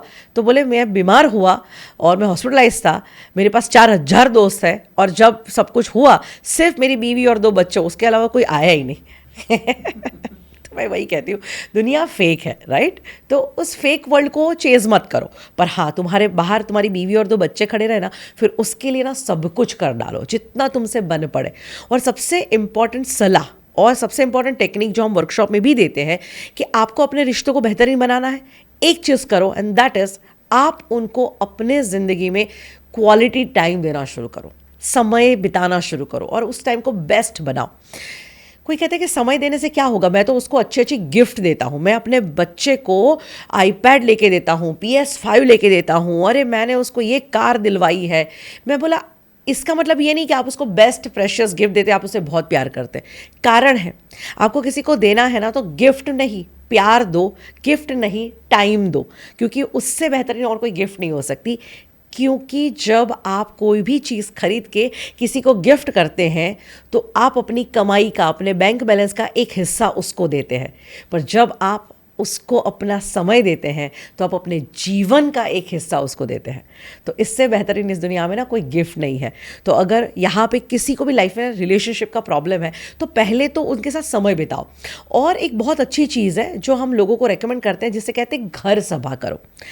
BAPS में प्रमुख स्वामी महाराज जो बहुत अच्छे गुरु रह चुके हैं और लोग उनको काफ़ी रिस्पेक्ट करते हैं, उन्होंने एक बहुत अच्छी सलाह दी थी कि आपको घर परिवार में ना घर सभा करनी चाहिए। घर सभा माने क्या, एवरी डे शाम को 1 घंटा अपने पूरे परिवार के साथ बैठो। और उस वक्त ऐसा नहीं कि सब अपने अपने मोबाइल लेके बैठो, मोबाइल को साइड में हटा के एक दूसरे के साथ बैठो और उसमें एक दूसरे से चर्चा करो। तुम्हारा दिन कैसा बीता, तुम्हारी लाइफ में क्या चल रहा है, तुम्हारी लाइफ में क्या चैलेंजेस है, हम तुम्हारी कहाँ मदद कर सकते हैं, एक दूसरे से बातें करो। कहते हैं अगर आप एक दूसरे से कम्युनिकेशन भी करना शुरू कर दोगे, कहते हैं आप एक दूसरे से कम्युनिकेशन भी करना शुरू कर देंगे ना, आधे प्रॉब्लम सॉल्व हो जाएंगे। मैं कई बार बॉलीवुड की काफ़ी फिल्म्स देखती हूँ, उसमें बहुत सारे रिलेशनशिप इश्यू होते हैं ना, मुझे लगता है इस बंदे को और कुछ नहीं करना था, सिर्फ कम्युनिकेट करना था। हम कम्युनिकेशन भी नहीं करते सही मायने में। तो communication is the key, communication is the solution. बातचीत करो। और जब भी हम क्वालिटी टाइम स्पेंड करते हैं, क्वालिटी टाइम स्पेंड करना माने साथ में मूवी देखना, उसे क्वालिटी टाइम नहीं बोलते हैं। आप जब एक दूसरे के साथ कुछ ना कुछ एक्टिविटी में इन्वॉल्व होते हैं, आप साथ में वॉक करने के जाओ और एक दूसरे के बारे में जानो, जहाँ आप उसकी ज़िंदगी में झांकते हैं, उसके साथ क्या चल रहा है वो देखते हैं, तब आपको उसकी ज़िंदगी के बारे में पता चलेगा। वरना ऐसे भी घर देखे हैं जहाँ बेटे ने सुसाइड कर लिया और माँ बाप को उस दिन पता चला कि बेटा डिप्रेशन में था। अब सोचो, हम इतने तो कैसे बिजी हो सकते हैं कि हमारे घर में कोई आत्महत्या करने तक के डिप्रेशन में पहुँच जाता है और हमारी अवेयरनेस नहीं होती है। ऐसा ढेर सारे घरों में होता है कि हमें तो पता ही नहीं था कि उसके साथ इतना चल रहा। तो तुम कर क्या रहे हो, तुम उसके अपने कैसे हो गए, तुम्हें पता ही नहीं है कि उसकी लाइफ में वो इतनी स्ट्रगल कर रहा है। इसके ऊपर एक बहुत सुंदर कहानी है जो मुझे याद आ रही है, मेरी फेवरेट कहानी है। एक बार एक इंसान होता है जो बहुत धनवान है, बहुत बड़ा नाम है, और अपने ड्राइवर के साथ रास्ते पे कहीं जा रहा था। अचानक रेडियो पे एक आरजे आते हैं और कहते हैं कि आज हम इस अंकल को अपने स्टूडियो में बुलाना चाहते हैं, जिनका अपने समाज में बहुत नाम है, क्योंकि उनको सब कहते हैं बेस्ट लाइफ जीने वाले अंकल, हमेशा खुश रहने वाले अंकल। तो बोले चलो उनसे अपनी ज़िंदगी के फंडास जानते हैं। और वो अंकल आते हैं जिनको पूछा जाता है अंकल आप कितनी एज के हो, तो बोले 75 और आज मेरा बर्थडे है। तो आरजे उनको पूछते हैं कि अंकल आपका तो बहुत नाम है इसलिए कि आप ना अपने सारे रिश्तों को बहुत अच्छे से बैलेंस करते हो और आपका परिवार ना आपसे बहुत खुश है, तो आजकल लोगों को रिश्तों के बहुत प्रॉब्लम्स हैं, तो आप ज़रा कुछ सीक्रेट शेयर करेंगे? बोले वाई नॉट।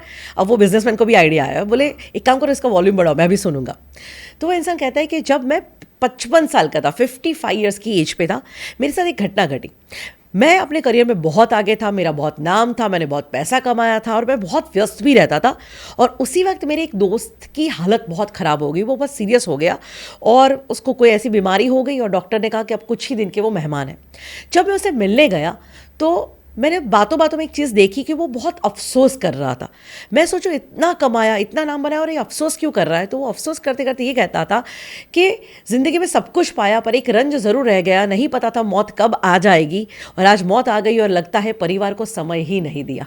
और वही सबसे ज़्यादा गिल्ट फील हो रही है, वही सबसे ज़्यादा रंज फील हो रहा है। सो वो कहते हैं कि अरे ये बात सुन के मेरी ना आंखें खुल गई कि मेरे साथ भी ऐसा है, अपनी ज़िंदगी में इतना भागा दौड़ा हूँ, मैंने परिवार को समय नहीं दिया, तो अब वापस मैं कल से अपने रूटीन में चले जाऊँगा, ये बात को भूल जाऊँगा। तो मैंने एक एक्टिविटी करी, मैं सबको रेकमेंड भी करता हूँ ये एक्टिविटी करो, इसको मैं कहता हूँ मार्बल एक्टिविटी। तो मैंने क्या किया, मैं 55 ईयर्स की एज पे था और मैंने ऐसा काउंट किया कि एक ह्यूमन की एवरेज लाइफ चलो 75 ईयर्स की अगर है, मेरे पास आने वाले 20 साल है और उसमें मैंने हफ्ते काउंट किए तो करीबन 1000 हफ्ते निकल के आ रहे थे। यानी अब मेरे पास इस दुनिया में 1000 हफ्ते जीने के लिए है और 1000 हफ्तों के हिसाब से मैंने 1000 मार्बल्स खरीद ली।